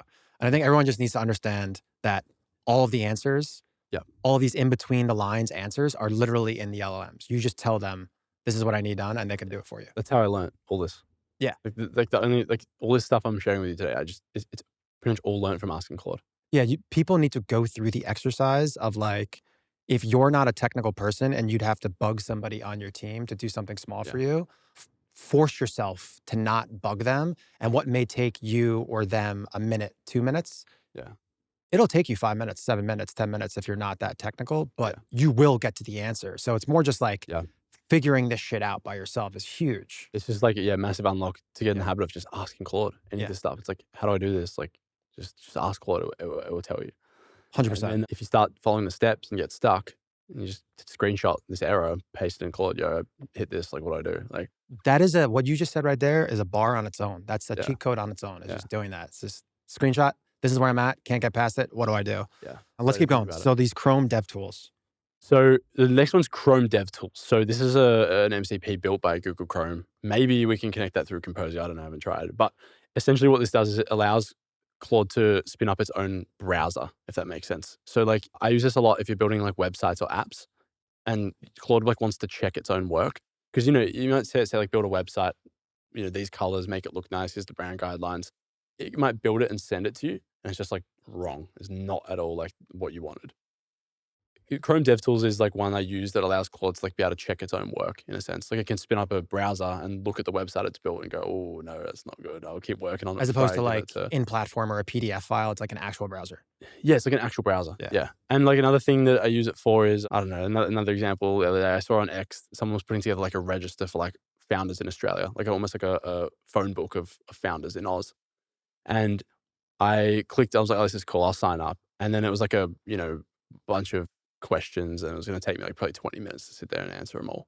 So I just like got the link, pasted it into Claude. I'm like, yo, can you apply to this website for me? And I just kept doing other work. And then because it has all the context about me, it knew exactly how to answer all the questions perfectly and in my voice. But like without Chrome DevTools, it couldn't have had a browser to like go and actually enter it in. A little bit different to Firecrawl. Firecrawl's like more scraping, but this is actually like it can take actions on a browser. So Chrome DevTools is a great one to get set up. These are pretty much all free, by the way. Another one is Playwright. This is one I use. Same vibe as Chrome DevTools. It's just another browser for Claude to use. Chrome DevTools spins up a fresh browser, so it doesn't have any of your sites logged in, right? So if you ask Claude, like, go send 100 LinkedIn connections to this list, and it's just got Chrome DevTools, it'll pop up the browser and it'll be like LinkedIn login and it'll just get stuck. Whereas, you might log in on that browser, but then in a week's time, if you go to the task, it spins up a new browser again. It doesn't have the login saved. So Playwright just allows it to control your current browser. And that like, hypothetically, like that could automate like 1Password with filling in the passwords, advanced fields for like your address, where you want to ship it to, stuff like that. On 1Password real quick, that's another one. I've connected 1Password to Claude. So risky business, bro. Yeah. That's a risky one. Yeah, it is. I don't recommend that for people out there. That's like the last level. What happens though, when it's on my computer and it's like getting a password, it pops up with the Touch ID and I have to like approve it with my finger. So I stand corrected. I like that. Yeah, that's kind of cool. I feel like Iron Man or something. Someone might come for you and chop off your finger. But that's a different story. Higgsfield's the chosen one. Higgsfield's the last one. So Higgsfield are just like, dude, they're dominating. They're crushing the AI content space. Like their playbook is just like, I don't know, it needs to be studied. Like they've just done an incredible job with like influencer marketing and like just they've made themselves the name as the top place to go for like AI content, like images and video. Yep. So, And that at its simplest form, guys, is you just prompt it and it creates images and videos for you. Like yeah, it's at its simplest form. So it's a great tool in itself. Like I have some buddies that like live in there and make some like insane AI content, like UGC videos and static ads and stuff. But by default, Claude does not have a way to generate images. So like ChatGPT does, they've got an image model, whereas Claude doesn't. So this is especially one that's useful for Claude. I mean, even ChatGPT doesn't have video generation, whereas Higgsfield is basically like the Composio, but for image models. So it basically pulls in Google's top models, ChatGPT's top models, like all the Chinese ones that are getting cracked as, like it pulls them all in and allows you to just access them through one MCP with Claude. So to show you the Higgsfield MCP in action, this was just a demo. I don't work with Bloom at all. Shout out Greg. Shout out Uncle Greg. Great episode. I don't know if it's going to be, it should probably be the episode before this. Absolute legend. Yeah. I had the pleasure of meeting him. He's a great dude. Great. So Bloom creatine gummies, I just gave it a product image. And I was like, yo, scrape competitors' ads running in the meta ads library and generate 20 static image ads using the Higgsfield MCP. And then it used Firecrawl to scrape the meta ads library. And then it's connected to Meta as well. This is like an official connector that Meta have released so you can get your agents to like do ads. Another great one I recommend. But the Higgsfield one, right? You can see it's gone through and it started like generating static ads with Higgsfield. And like these are pretty good. I mean, some of them, it's always going to be the case with ads. Like you have to generate like 100 and there'll be like maybe 5 to 10 really good ones. So you can see here, it's like it's done a bunch of different static ads. And like as an ads background, I would run like that's a cool one. I mean, the gummies don't look perfect, but we could just have added an image of the actual gummies and then it would have nailed it perfectly. That's a great ad. The product's a little squished. That's a fucking phenomenal ad. That's a great ad too, creatine for the girls. Like you can see here, it can actually like use this MCP to like start creating static ads. And this is just off a really basic prompt, but if I was trying to like automate as much of the ads process as possible, I'd build a bunch of skills around like static ads and like headline writing and copywriting and stuff, which we'll dive on soon. But that's just to show you like the Higgsfield MCP and like some use cases. Love it. Guys, this episode is sponsored by Ketone IQ.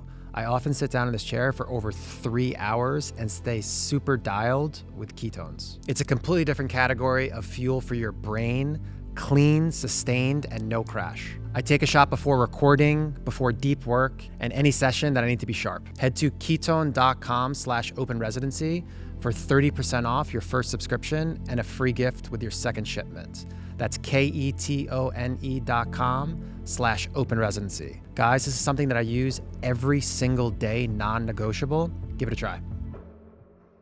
This episode is brought to you by Momentous. Most Americans today are walking around deficient in omega-3, vitamin D, and magnesium, 3 of the most foundational things in energy, recovery, and sleep. And even if you're already taking supplements, the industry is so loosely regulated that you really don't know what you're taking. I know the team behind Momentous personally, and that's why I trust it. Every product, every batch is third-party tested for NSF, certified for sport. So what's on the label is exactly what's in the bottle. It's why over 200 pro sports teams trust them and why my whole stack is theirs. Omega-3, vitamin D, magnesium, and creatine every single day. If you're putting real effort into your health, you want to know that it's actually working. Go to livemomentous.com, use code OPENRESIDENCY for up to 35% off your first order.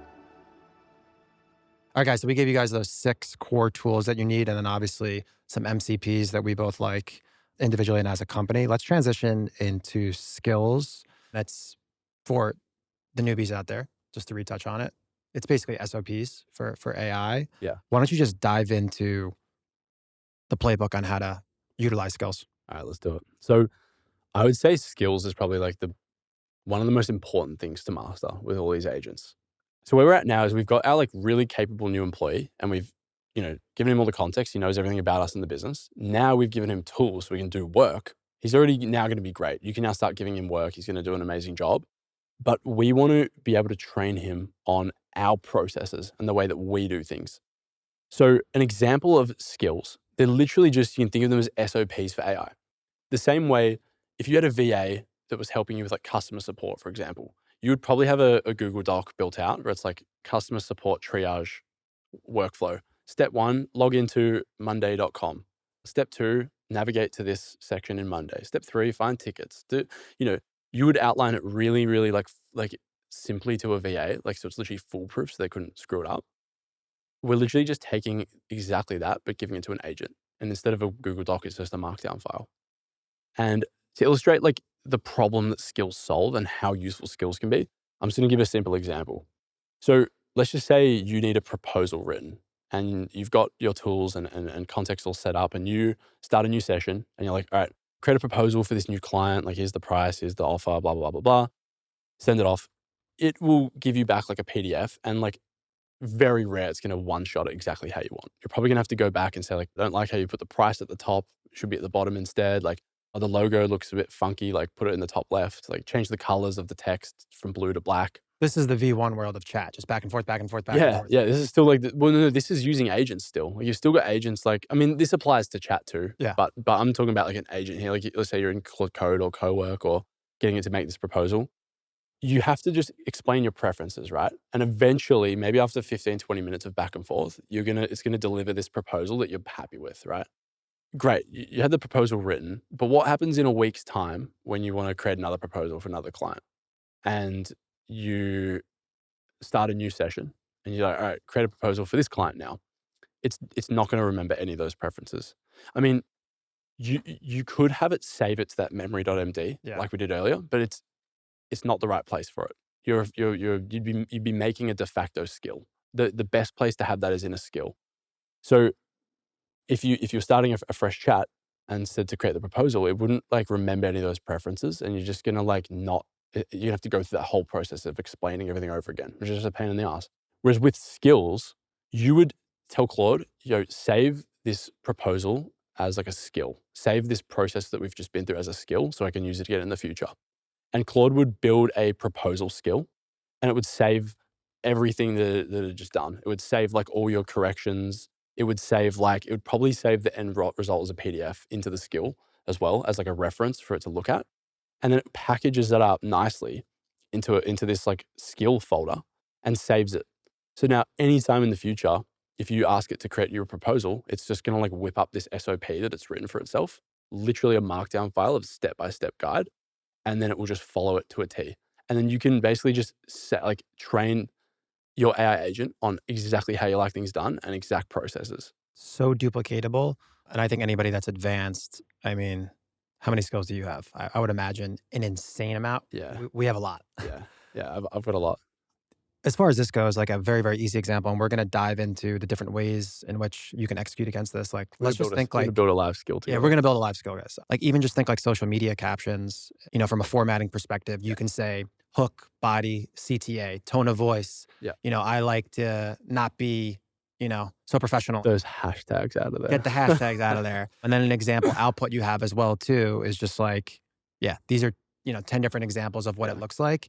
And I think like the key thing to take out of this is repeatability as well. Like you execute it and nail it one time. Yep. And then you're done. Yeah, pretty much. And the way you can like think of how our really capable employee uses skills is, I was talking about before, he's got his desk and his computer, you can see his apps and stuff. And he's got this bookshelf next to him of SOPs, essentially. And the anatomy of a skill, let me actually open one up. I'm going to pop one open and show you what it looks like. So if I go into like my OS folder, which is like my folder that I do all my agentic work in, I have this hidden folder called .claude. Don't let this scare you. This is just like literally think of this as like Claude's settings within that project. We can just open this up and we've got this folder called skills with all of my skills that live in there. And I can go into, for example, like YouTube titles is a skill I've built, right? And we can actually open this up as a folder. So this is the skill in its entirety. It's a folder. And we open that up, and what's inside the folder? We've got a skill.md file. And this is literally, remember, like .md is just a markdown file. It's literally just a straight markdown file with my YouTube title process. And if we look at the anatomy of this skill, every skill is kind of broken into 3 parts. You've got the name, description, and then contents. So the name up the top is just YouTube titles. The description is generate YouTube title options for a video topic. use when the user says generate titles, YouTube titles, or title options for my video. So you can see like this is separated from the main content by those two little lines, right? And the way you can imagine this in your head is, so you've got this bookshelf that your agent has a bookshelf next to it, and the books are all like stacked in, right? And on the spine of the book is just the name and description of all the skills. So he's got like, this full bookshelf. He would have like the YouTube titles with that description, maybe YouTube thumbnails, along with my other 100 skills. And then when we ask Claude or our agent, yo, can you write some YouTube titles for this video?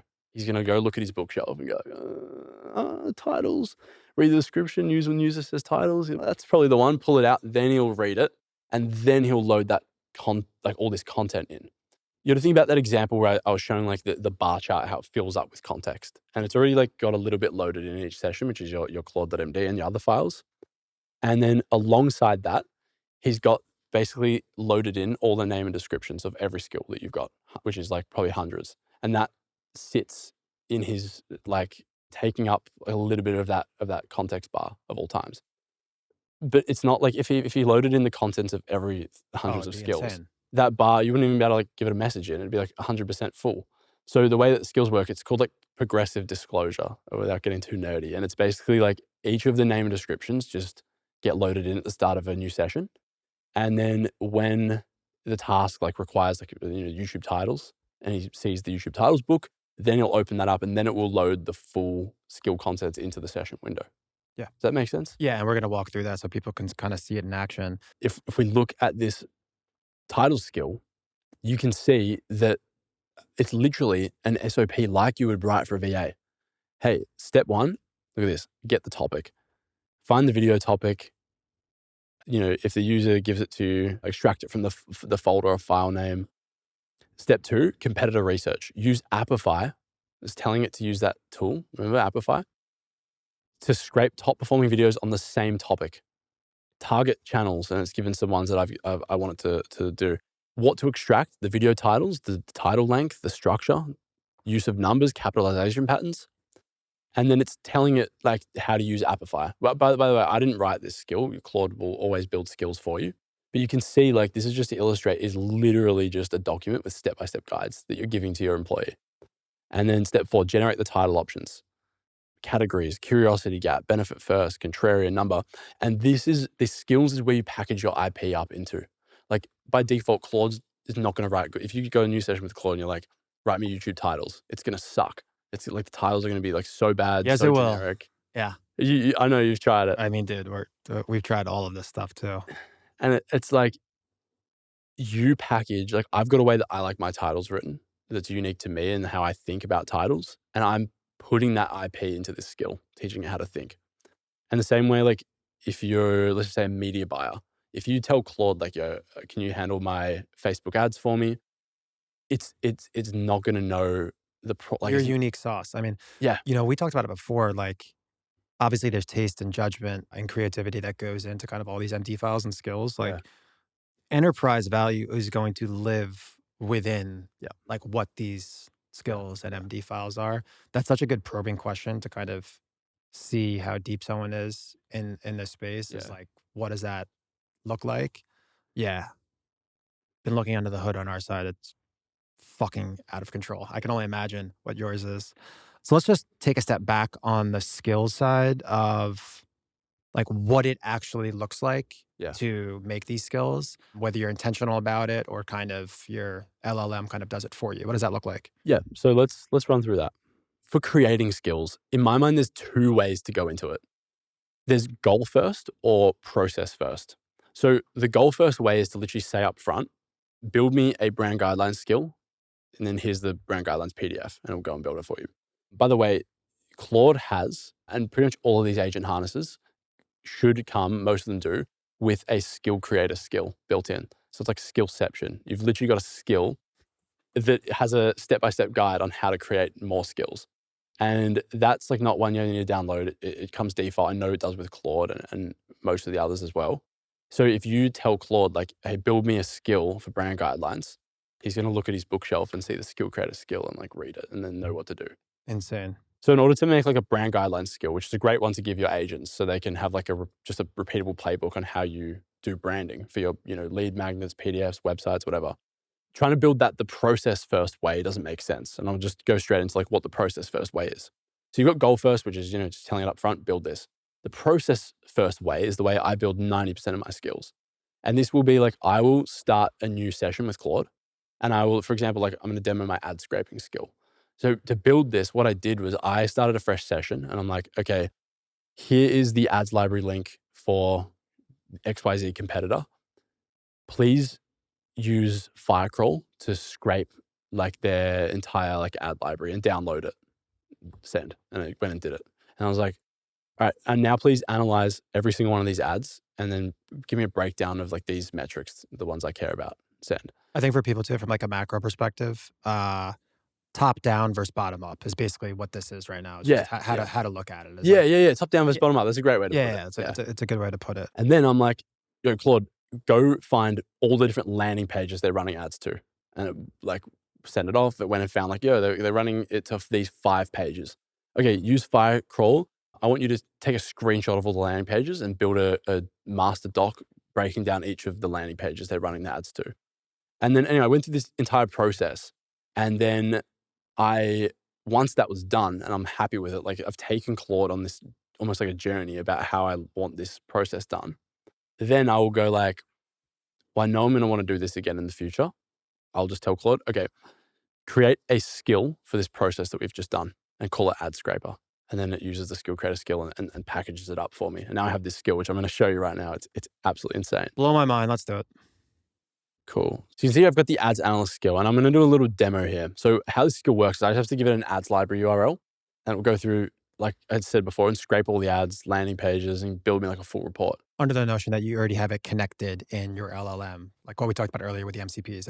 It's scraping from all the other using tools. like some of those tools like Apify and Firecrawl to scrape them. Cool. So this is my buddy Ollie. We're just going to scrape his. Shout out Uncle Ollie, baby. Let's go. Ollie's a gun. He was one of the ones that got me into content. He's an OG of the AI space. Let's go. All right, cool. So in Claude Code, and I need to make sure I'm using my OS folder, which is where I pretty much do all my operations out of, because that's where my skills live.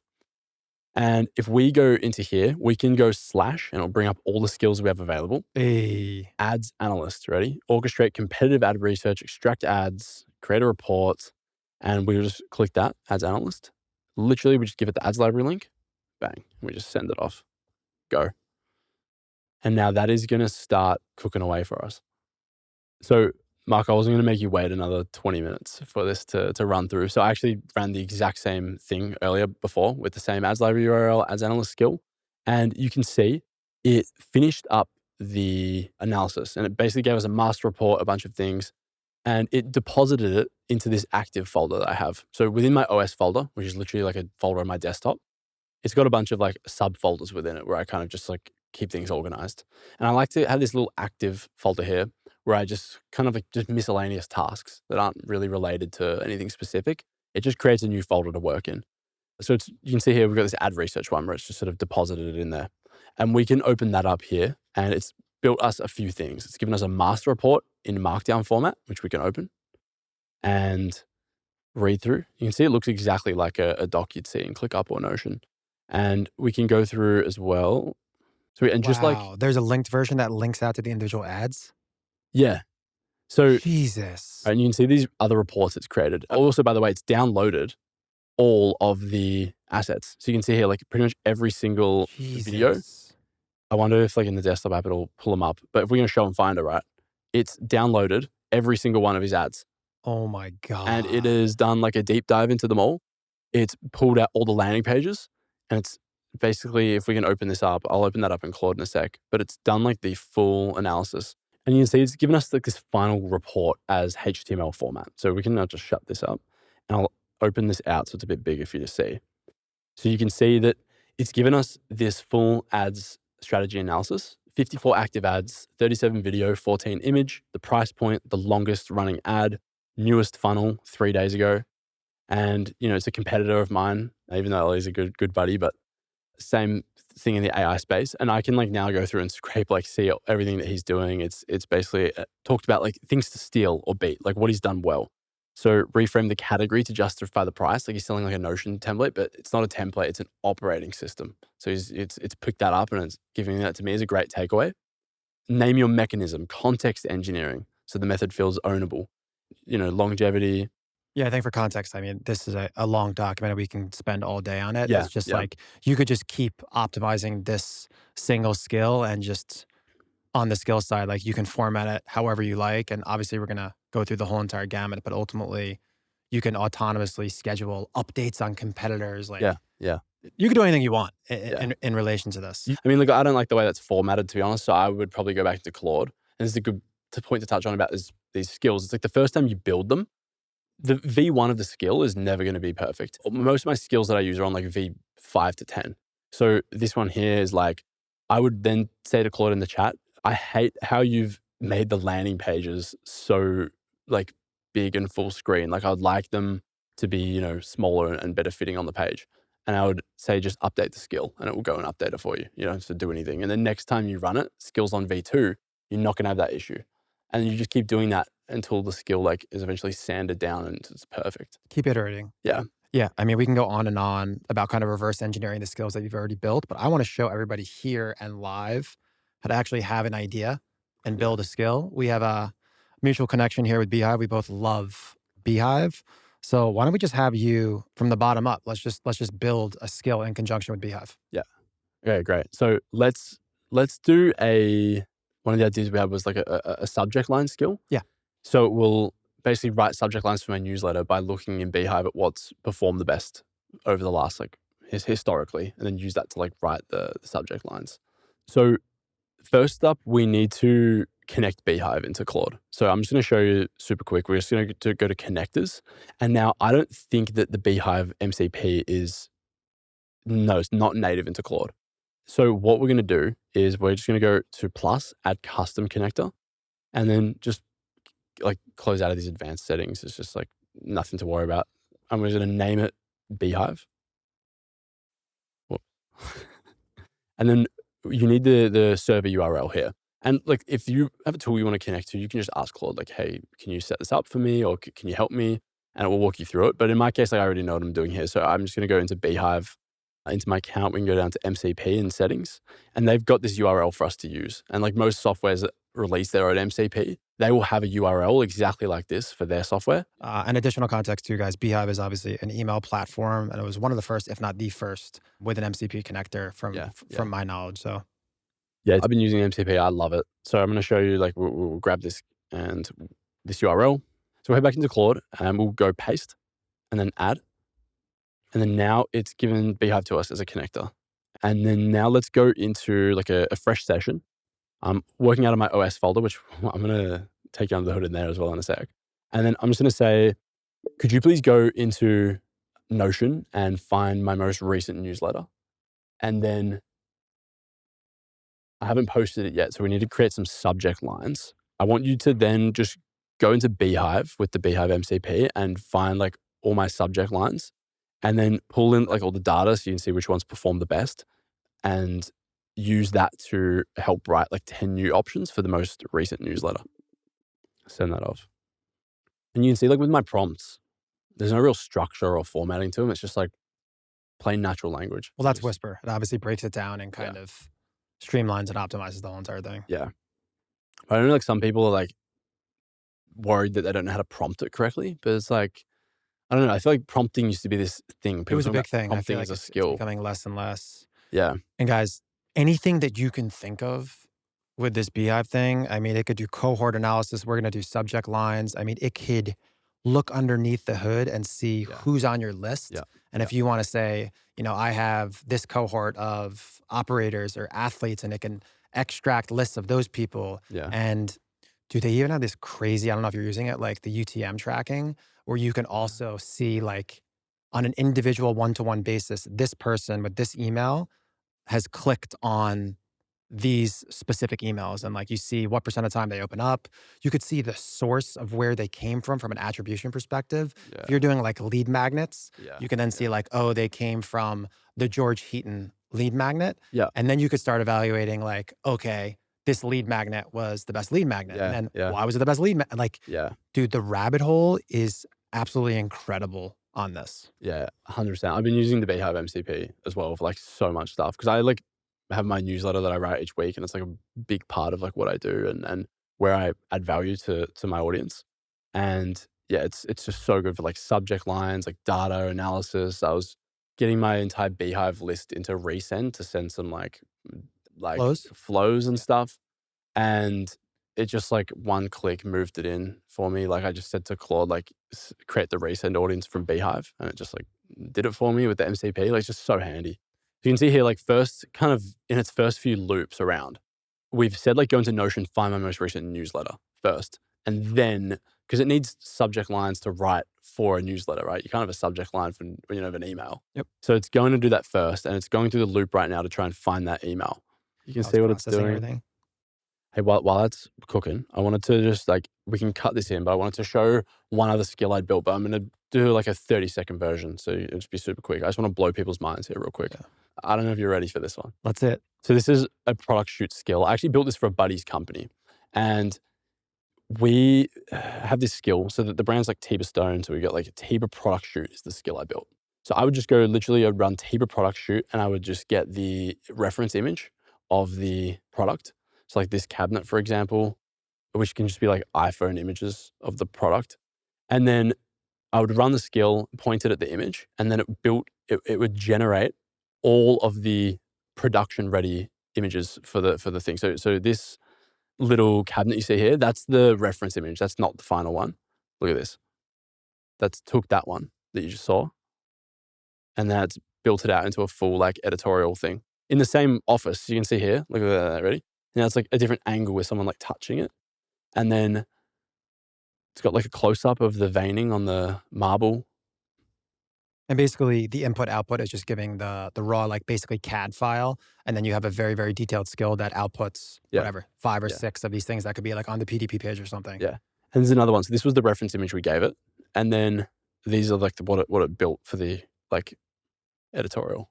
Like just insane. Man. Look at these close-up ones. Like it's just so insanely detailed. Yeah, and I assume that this was filtered through the Higgsfield MCP or no? Yeah, this was done with Higgsfield MCP to generate the images. And it used, I think, like Nano Banana Pro as the image model, which is Google's one, through Higgsfield though. So that was like one of my favorite skills I've ever built. And then we'll cut back to the Beehive example. Okay, cool. And that's pulled out like some of the patterns that win. Like you can see it's got like, don't stack tool names, your 2 worst lines, both jammed 2 tools into the name. Bold stance, I plus bold stance wins. I plus boring task doesn't. Don't want my business to be trapped in Claude. Got a great one. I automated meta ads in 20 minutes, even though I think that's a good subject line. Didn't do so well. But you can see it's pulled the gist of them. It's got like written out some for this new newsletter that we've got. And then I can now say as well, and it's got that pattern as well, because I usually put this little emoji at the start of all my subject lines. So I'm just going to say to it now, I'm going to say like, great, can you please build a subject lines skill that always goes into Beehive to check the best performing latest subject lines and historic as well, and then uses that data to help write the subject line for the latest newsletter. You can see it's cooked away here. It's created the skill.md for us, and we can see that it's got the name, subject lines, description, telling it like what to do, which is going to be on like the little spine of that book. And that name, the subject line is the / and then it's the drop-down menu and subject lines comes up. Yeah, exactly. Yep. So I'll show you that in a second. You can see it's written this doc for itself. Hey, step 1, load the tools. Step 1, pull Beehive performance data. Step 3, find the draft and the hero story in Notion. Then write 10 ranked options. Output structure. Use this shape when giving them to the reader. It's so simple. And then we can basically like, that's saved the skill to our .claude folder, which I'll touch on in 2 secs. But let's, for this example, let's tell it. Remember that demo folder that we built earlier where it had like our CLAUDE.md and stuff in it? Let's get the skill in there so you guys can see how this looks when we like continue building out. And that's adding in like the brand voice and the stuff like that we talked about earlier? Yeah, that project. Yep. Yeah. So I might say like, could you please find the demo folder on my desktop? And then I want this skill to be saved in that demo folder. Okay, so now it's saved it to our demo folder. So I want to just keep coming back to this example here because this is like our folder that we've been building on, right? We started with the Claude.md, we added the context in, the memory in. Now we can see it's created this little folder for us called the .claude folder. Why is that dark? So and see it's got the dot in front of it. Any folders that you have a dot in front of are hidden. So if we go Command Shift dot on the Mac, like period, it hides it. So by default, when I'm working in my normal project, I don't see those folders unless I run that little Command Shift dot command. And it just hides them, I guess, just for like workspace cleanliness. Yep. And then that's kind of like Claude's settings. And the same way Claude, like when it's loading into a session in this demo folder, it will always know to load in Claude.md. It will also always check that .claude folder as well. So quite often what I'll do in my projects is I will put all this inside the .claude folder as well. So that way, like I can just have that hidden and then I just have in my working folder, that's kind of tucked away and I can just have my actual files that I care about. So if we open this up, it created this little folder called skills, and then it's added in our subject line skill with our skill.md. So that's in there nicely. And we can open that up and then we got our name, description, and contents with the little step-by-step guide for the subject lines. And then now all like these context and skills and stuff, I just like to leave them in this .claude folder. And then that's kind of like hidden away within the project. Yeah, and just to tie a bow on that for for everybody out there. So it's basically you have the skill, it's the SOP on the actual structure Yeah. on how you are now going to build subject lines moving forward, tapping into the MCP with Beehive for the most optimized results. And you can keep iterating and optimizing that actual skill. And you can change skills too. So like I've got a skill called YouTube Publish Workflow. And what that does is if you open up the skill.md, it literally tells it step by step, hey, step 1, use the YouTube titles skill. Hey, step 2, use the YouTube thumbnail skill.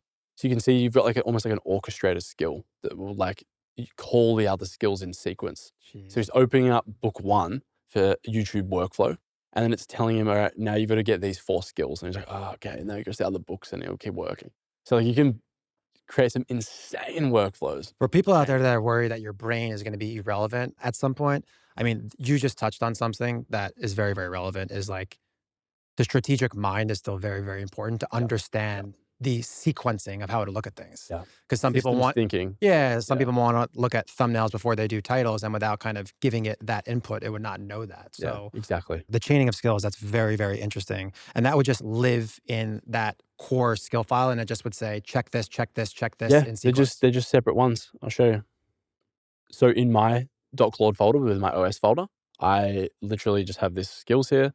And for example, that ads analyst one I ran earlier was a orchestrator skill. It called the ad creative analysis skill. It called the like creative strategy skill. It called a bunch of them. And then my YouTube publish workflow skill.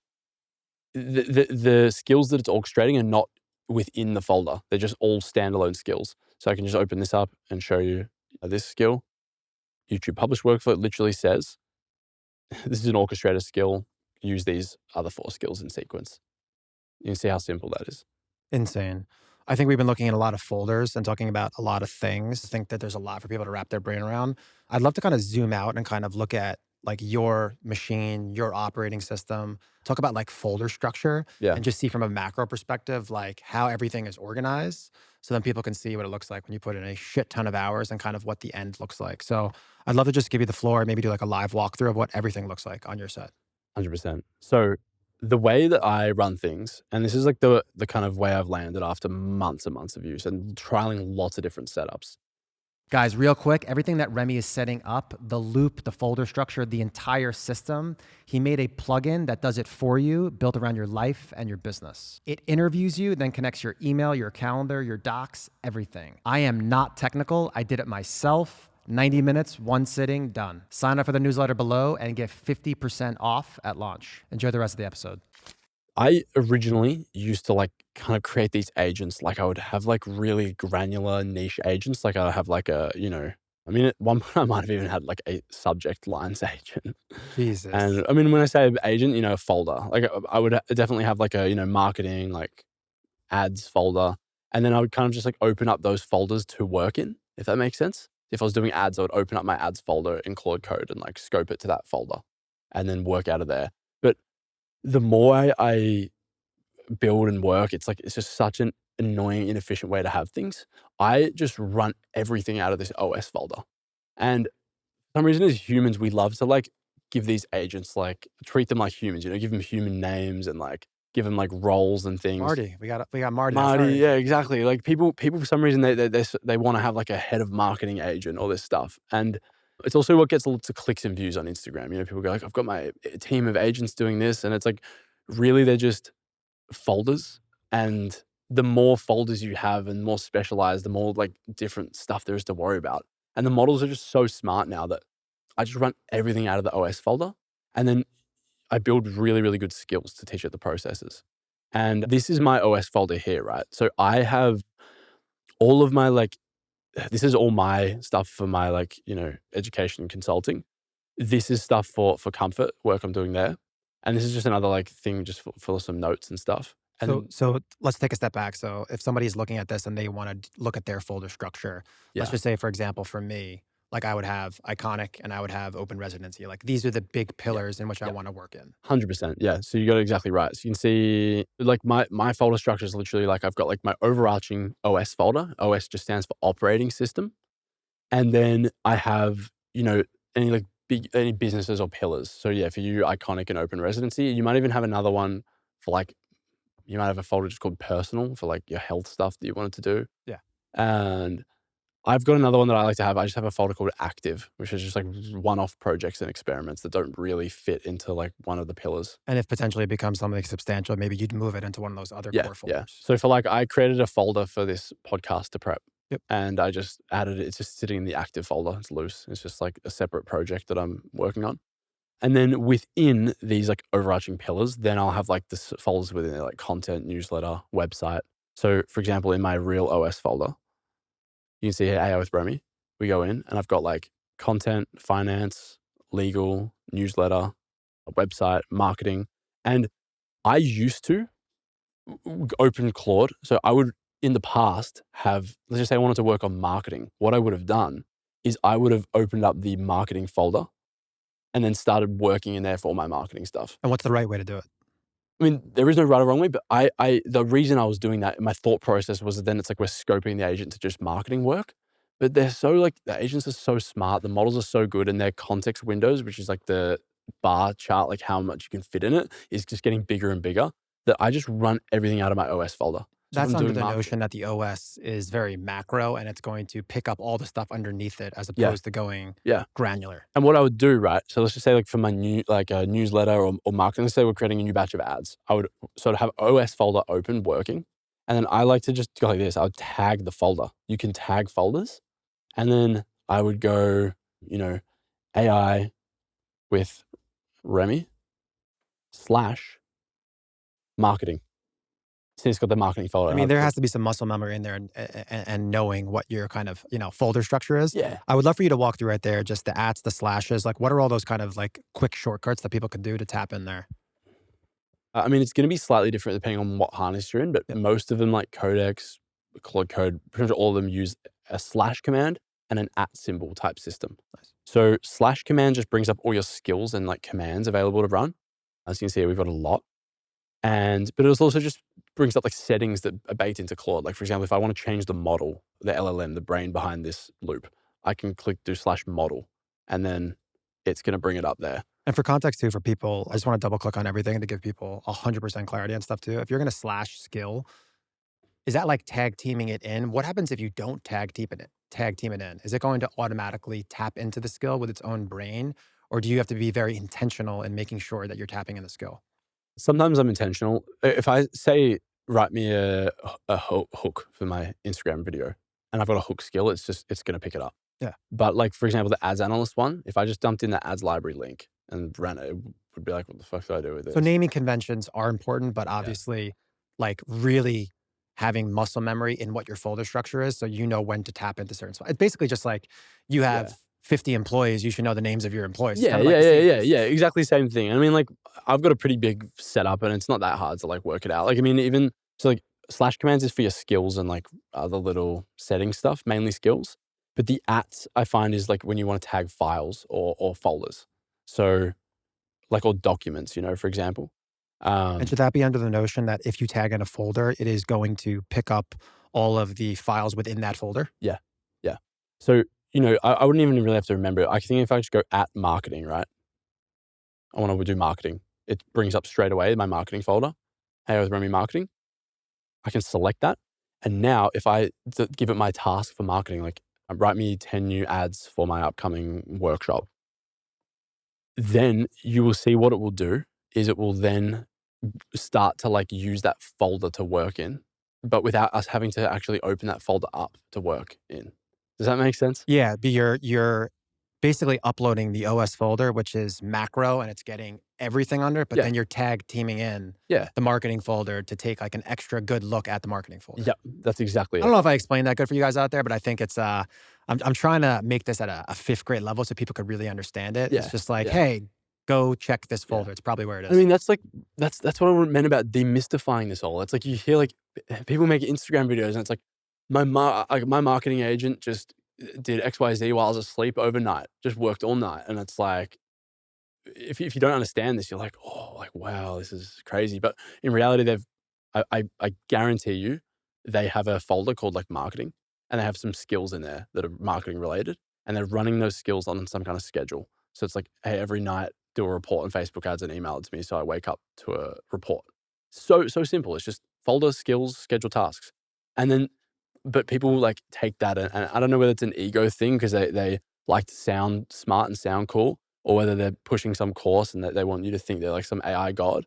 But in reality, it's like just as simple as a skill and a folder and a scheduled task. But people will say, I've got like 50 agents working for me overnight. And that could be Clear your anything. It inbox. could literally be clean the inbox. You can say Create ads. draft email Yeah. responses, Send cold emails or like send LinkedIn connections, suggest emails that you want to unsubscribe to if Yeah, you haven't yeah. opened up the last 3-4 times. Yeah. So it's like, now if I set this up and click create, now I've got an agent that is managing my email inbox for me. Insane. It's a lot simpler than you think. The last sort of concept that goes really hand in hand with this sort of folder structure I'm outlining is you have context, tools, and skills. You can have them at a global versus a project level. The easiest way to think of global is like a holding company, and then the project level is like the sub companies, which is kind of like how I have my setup. And things at a OS level, like a global or a holding company level, are things that apply to like every single company. So if you're looking at this holding company example, you might have like context, tools, and skills that apply to like all of your companies. And then you might have some things that only apply to really, really specific companies. So I have like skills that live at a global level, which I can access anywhere. And I also have like skills that exist just within a folder. Like remember that one I showed you before with the product shoot, Tiba product shoot? Yeah. That skill I've got kept in the folder for the Tiba stuff. Because like I'm never going to use that skill outside of that specific folder. It's so crazy because this is really just like this whole thing. It's a personal OS, but it's really just a holding company. Yeah. The whole entire infrastructure of the folders is like a holding company. Yeah, exactly. That's exactly the way to think about it. So another example of like global versus project or holding company versus company specific is our CLAUDE.md. You remember that? Yeah. So I have one that I have in my OS folder, my global CLAUDE.md, that I want to apply to like every single session I'm in. But I have a CLAUDE.md in some of these sub projects. Like I'll give you an example right here. I'll open up the folders. So I'm in my OS folder right now, like my real one. And you can see that my, like, in my, I guess you can call it like your settings folder, I've got my CLAUDE.md, my global one for my OS folder. And this one here contains like overall preferences about myself, explains like who I am as a non-technical founder learning. That's not going to change no matter what project I work in. I'm always going to be the non-technical founder who's learning. So I want that applied everywhere. I've got in here, these are loads of lessons that I've built up over months of use. I saw in there like core principles, core values. Yep, That's a great thing. this is one I have as well. Boil the ocean. The marginal cost of completeness is near zero. It basically just tells like the agent the standard isn't good enough. It's holy shit, that's done. Like just little things like that, right? And I want that applying to every session. But for example, when I was prepping for the podcast, I created this little podcast folder called podcasts, right? And then in here, this is where I was just like workshopping and planning everything, right? You can see a bunch of files. This is just like a big like workspace essentially. But you can see within the podcast folder, I've got a CLAUDE.md. And if we open that up, that just contains like the North Star context for the podcasts folder. Yeah. So it's going to be filtered through the macro Claude folder for like your principles and how you think. And then this is more like rubric and outline. Yeah. So it's simple. Ready? This workspace is Remy's base for podcast appearances. What this folder's for: prep, demos, diagrams, post-episode analysis. That's literally all it is. And then I just have some other folders in here where I was working on stuff. But now when I'm opening up Claude to work, I am still working out of the OS folder, and I would tag podcasts. Let's say I wanted to prep for this pod. I would tag podcasts, and then I would give it my task, and I'd be like, what's the outline for the open residency podcast? Even if I didn't tag podcast, the folder, it would still go and find it. But I just like to do it for nice like cleanliness and peace of mind, just to make sure. And you can see here, it's opening it up.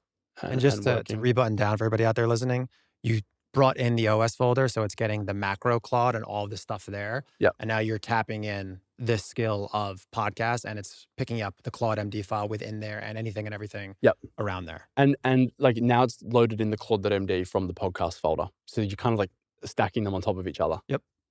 And you can see it's whipped up our episode plan here, which is super cool. But that's just to give you an example of like global versus project level, or holding company versus company level CLAUDE.md's skills and tools.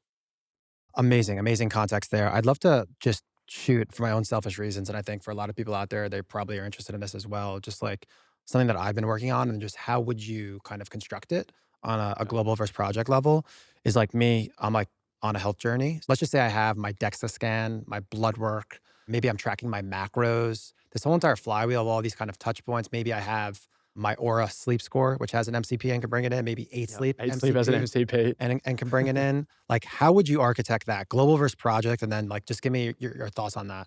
Yeah, so I would have my, I guess, holding company, like OS folder. Yep. And then, you'd have a folder within that for like open residency, another one for iconic. And then I'd probably have another folder, because it's a big pillar in your life, like personal. Yeah. And then within personal, I'd probably have a folder called like health. And then I would just, in that health folder, I would then just dump in all that stuff, everything, just dump it in, like DEXA scans, whatever, just dump it in there. And then I would just create a CLAUDE.md just for the health folder. And I would basically just say something along the lines of, this is my health workspace where I'm going to be, analyzing blood work and doing this and doing that. You might even then give it like your health goals and put it in the CLAUDE.md. Just any context that your agent might need when it's like, when you want to work on health stuff. Yeah. And then that's literally it. Yeah. I think like, again, to kind of take it a step further, something that I'm working on now is just like, okay, you have your separate vendors. Maybe it takes X amount of time to book an appointment to go get your blood work, go get your DEXA scan. Maybe this is your preferred vendor to get the DEXA scan. Yeah. You have your Gmail linked up. Yeah. It knows every 7 weeks to email the DEXA scan place to set up the DEXA scan, so you stay on target and keep updating it. So there's a lot of ways. That's something that I'm working on. I'm super, super excited about, to get the reminders and automate the different appointments. Yeah, I know a few guys that have like done crazy stuff with like health and blood work with Claude Code and agents. Yeah. For me, it's simple because it's just like, I saw my blood work that like I have to work on saturated fats and sugars, and like I just now work through the lens of what food do I eat. Yeah. And is it bad? And obviously calories and protein, et cetera. But like, what does it look like on those kind of two realms? Yeah. Amazing. Definitely we'll be talking about that kind of health, whole entire flywheel that I'm setting up. I think a lot of people would be interested in that. What is like the honest kind of like monthly cost of doing all of this? Obviously you talked about, the $100, maybe $200 a month if you want to get the bigger plan on your core LLM. How much are you spending a month on kind of everything? Everything all up. About $1,000 a month, but that's across like loads of tools. And it's my job to be on top of this. I'm testing stuff. I got subscriptions I forgot about from months ago. Like I know my bill's about $1,000 for AI stuff. You need to set up a skill to cancel the subscriptions that you're not using, bro. Come on, man. Come on, dude. Still on a schedule. I should have one once a month that goes to my email receipts and notifies me I should. The I'm email gonna go with unsubscribe thing is a game changer. Yeah. So for people out there listening, So $12,000 for basically a year for, I yeah, don't know, 100 employees. I mean, I think it's a little bit interesting because all of these big AI companies right now, like OpenAI, Anthropic, they're all like none of them are profitable. I mean, maybe Anthropic just got profitable. I have no idea. Yet to confirm, none of them are profitable. I don't know if you knew that.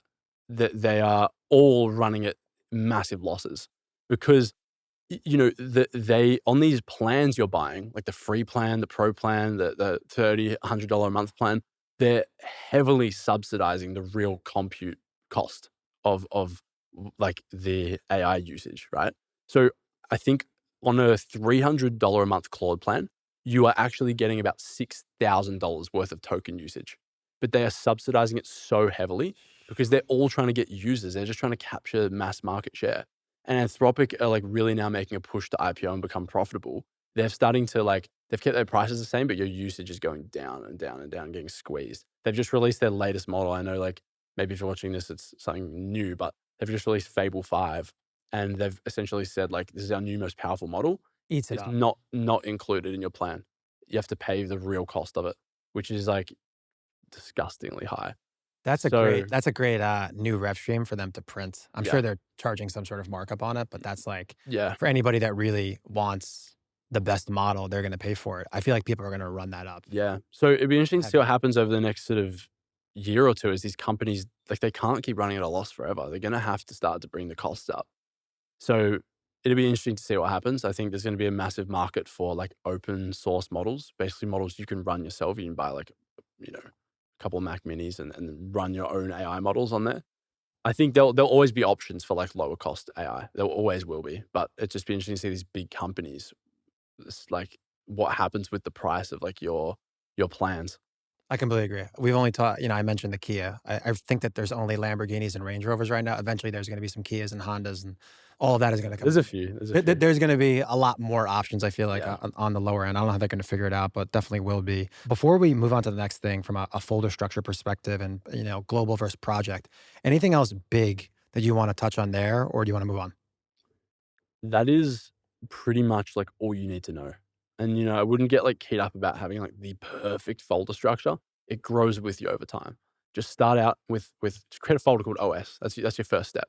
And then just, create your Claude.md, add the context in, and those subfolders and like, holding companies within there, that'll just come over time as you start to like do real work. Like I wouldn't go out and like try and get the perfect structure. I wouldn't let that hold you up from just starting and getting work done with these agents. Just start. The two layers of AI in business. I'd love to kind of walk through your thesis on the different layers and how you look at it, specifically from a business perspective. So the way I see it right now, you almost have like two layers of AI within the business, right? It's like you have your personal operating system, which is pretty much everything that we've covered today. This in my mind is like an extension of you. It's like you're going to become like an AI augmented founder. Like the way I think of it is it's like imagine a dude with like a robot arm. It's like an extension of him, and now he can like climb walls with his arm and do all this crazy stuff.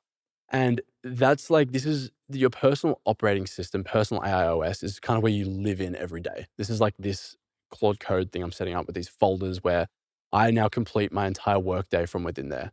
And that kind of handles all my tasks and my grunt work.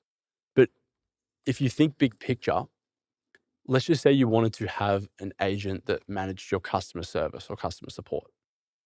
It would be the wrong place to have that on your computer as the founder or, your customer support team. Like it probably wouldn't make the most sense for them to have that on their computers. You kind of like that's where this second layer comes in, which I call it's more like your AI business infrastructure. And that's like that's where some of those other agent frameworks like Hermes and OpenClaw really come into play. More advanced frameworks. More advanced frameworks. And they're the kind of things like that's why everyone was running, that's why Mac minis are flying off the shelves because people just wanted like a computer that was not theirs, almost like a company Mac mini to set some of these agents up to run on. But if you look under the hood at these agents, so right now, like I just remote accessed into my Mac mini that I have at home. And you can see here, I've got like a Hermes agent set up. And this is like the file system you're looking at right now is not on my laptop. This is the files on my Mac mini at home. And you can see. This is remote. This is like the cloud. Yeah. Yeah. So just like I have the OS folder that I work out of, the Hermes agent is literally just a folder as well. See .hermes? Yep. We open that up. Yep. It's just like a bunch of folders and markdown files, like a soul.md, which tells it how to behave. Like, it's all the same principles that we have just gone through today. So when you eventually decide you want to like graduate to start using like something like an OpenClaw or a Hermes agent for different stuff, if you want to configure these agents properly, it's still the same thing: context, tools, skills. Nothing changes. It's just like they're just slightly more advanced frameworks that work better to run like more autonomously on another machine, if that makes sense. Yeah. I feel like there's a huge opportunity for, I think, first steps is to become acclimated and understand the tools and do your own kind of personal OS.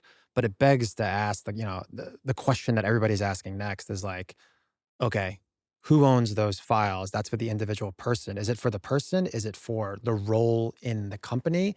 And then is there like a separate infrastructure for a company? Like, how is there, someone works for a company, they're setting up all of these skills. Yeah. Then what happens if they leave the company? Where do the skills go? Yeah, it's like, because this is so new, it's so messy right now. Like, It is. it's really, this is all really simple at a personal level, right? Like, you build skills, you connect your tools, you have your folders, and they just live on your computer where you work. It's simple. But yeah, it does start to get messy when you, for example, like trying to work with a team and, someone builds like a stock forecasting skill, and then now, another team member wants to use it, but it's on their computer. And it's like, oh, how do you give it your team member access? Oh, well, you could airdrop them the file, but then you've got two separate copies and they're going to get out of sync fast if people are like making updates to them. So to answer your question, like there's a few ways you can kind of bootleg it with like tools like GitHub and Google Drive and stuff, but there's no like real clean, simple way that I've found yet to effectively like manage skills across like team members and companies. There's a massive opportunity for somebody out there to create the technology that has that connective tissue where it kind of auto updates and it can share for Yeah. sure.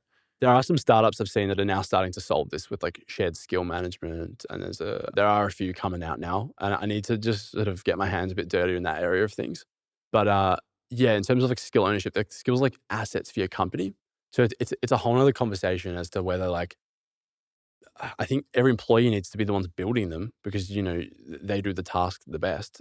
Like, they need to build the skills, but then it's like, if they're assets for the company, are you going to just let them walk away with the skills when they leave, or do you as a company own them? It's a difficult one. I can't say. Yeah, I feel like at a macro level, like the CLAUDE.md file, like that should be macro and uniform. The stuff that doesn't change that we talked about, like that should be kind of across the whole entire company as like the core input in whatever folder they're working in for the company. Yeah. But then once you start kind of going downstream on the skills, I mean, that's where like creativity and taste and like how you prefer things to be done. Like some people, want to work in X program. Other people want to work in this program. Some people, need it in copy. Some people need it, are a visual person. So I feel like it is very tailored toward the individual human. Yeah, agreed. But I wouldn't get too head up about it if you're just starting.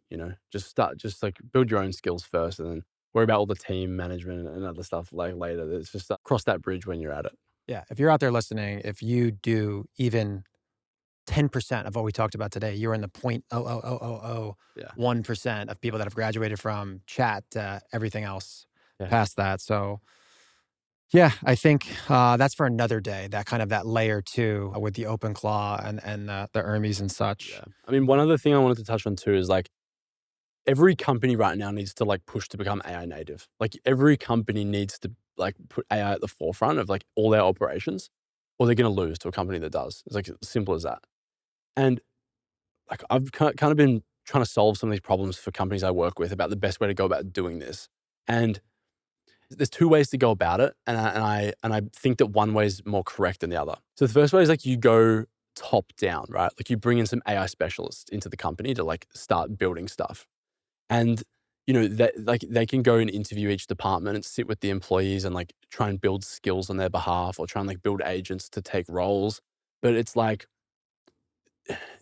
the employees, the people that do those tasks, they know it so well in and out, and there's so much nuance to every task. And if you wanted to bring AI specialists in to start automating this stuff, they would need to understand so deeply every task that everyone in the entire company does. They can never do that.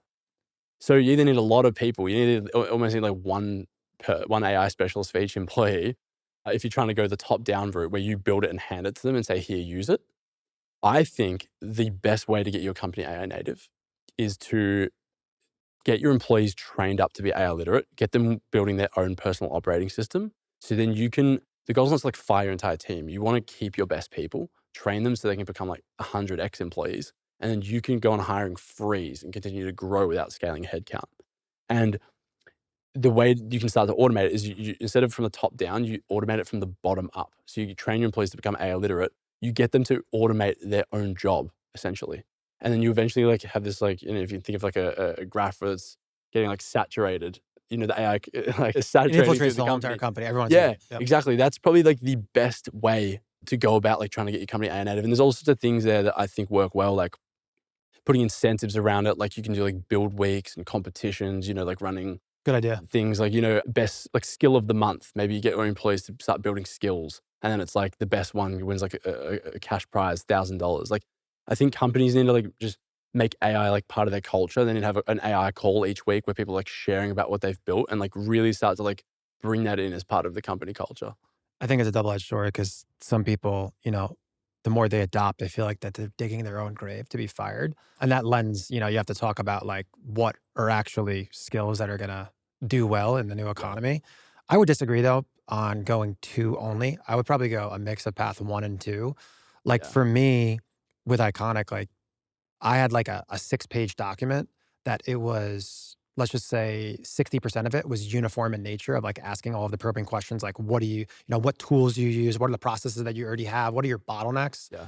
And then you're right, that other 40% was 100% tailored to that specific employee. Yeah. But with that being said, it's very tough. Like someone that's coming from the outside, they have to be very, very versed in business to be able to pick up context fast, Yeah. or else it's going to take a very, very long time. But I think that's the first thing that every operator out there should do, should be like the download of just like, what AI tools do you use? And right away, you're going to get a pulse check on like where everybody is at. Yeah. And like Agreed. just seeing that for my whole entire team, like that was a big shot in the arm to be like, wow, we got to like fucking hurry up on this shit. Because with 1, you will go faster. If you do just 2, it's going to be slow. I think it's a mix between 1 and 2. Yeah, I would agree with that. I would agree with that 100%. All right, this has been an amazing episode. Computers are down. Let's get into quick strike, random questions we're just going to rip off. Let's go. Give me what you're thinking. So first skill everyone should build. Email inbox triage skill. Run that bad boy on a schedule 3 times a day. Clean your brain, open Inbox it up. sorted. Too much noise. Biggest beginner mistake you see in AI?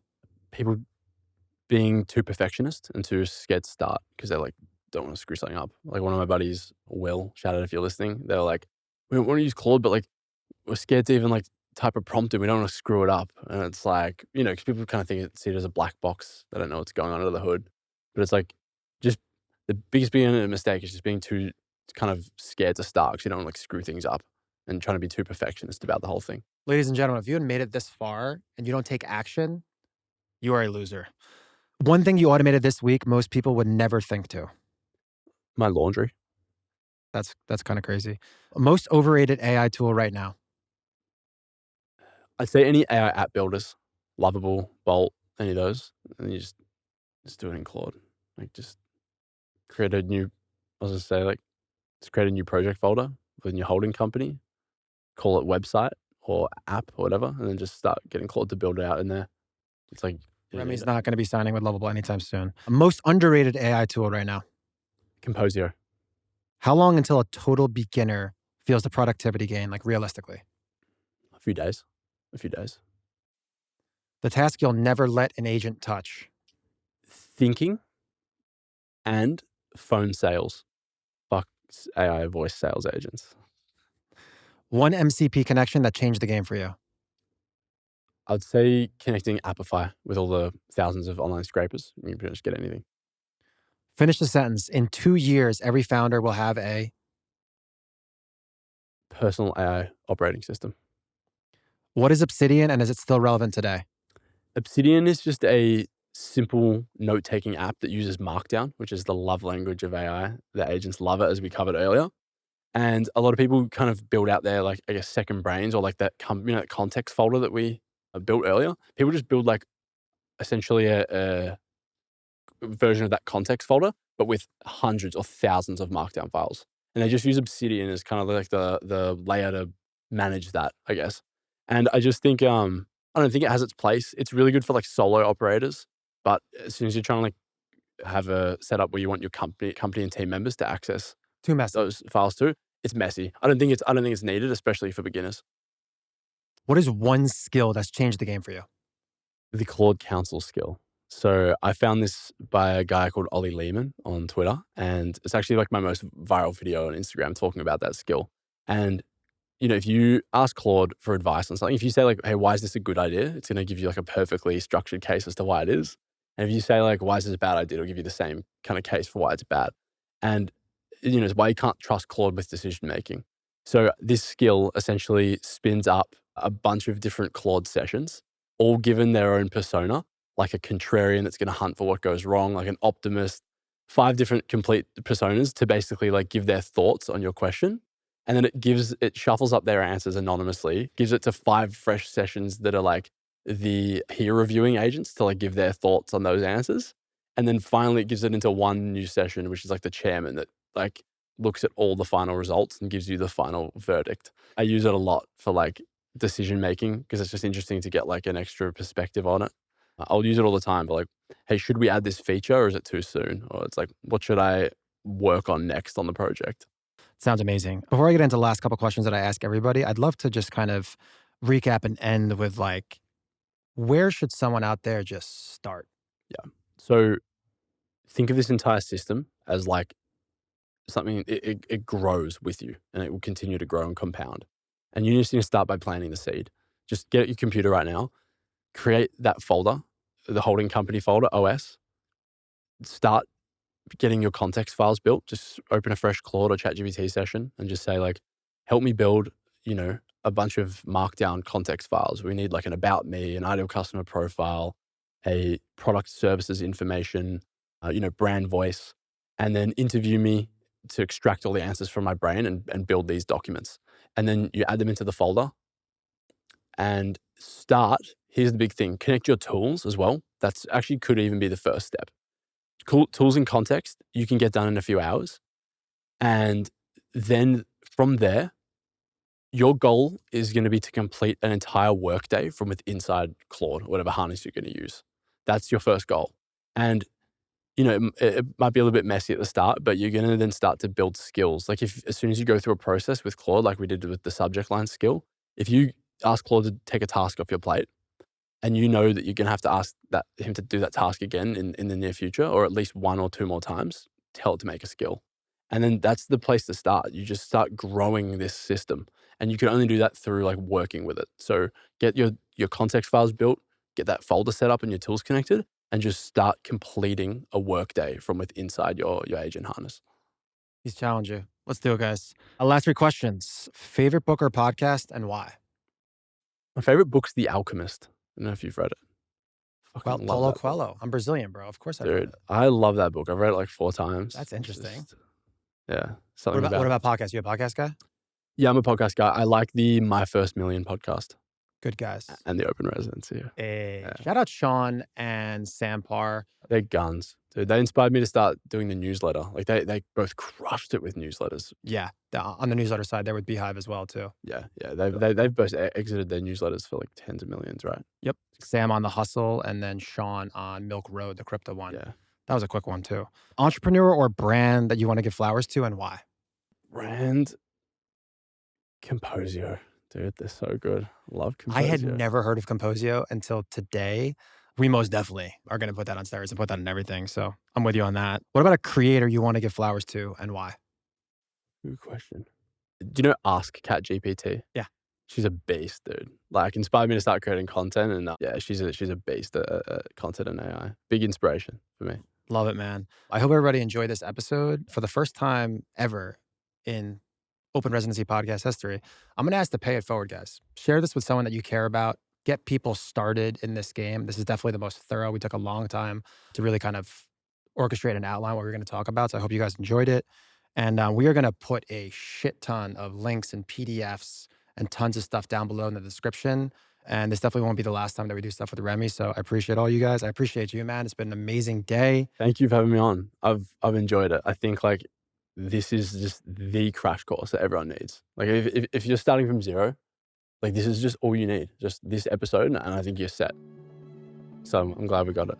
Amazing. Thank you guys so much for watching. If you got value out of this episode, every single principle, framework, tactic is in one free playbook linked at the top of the description.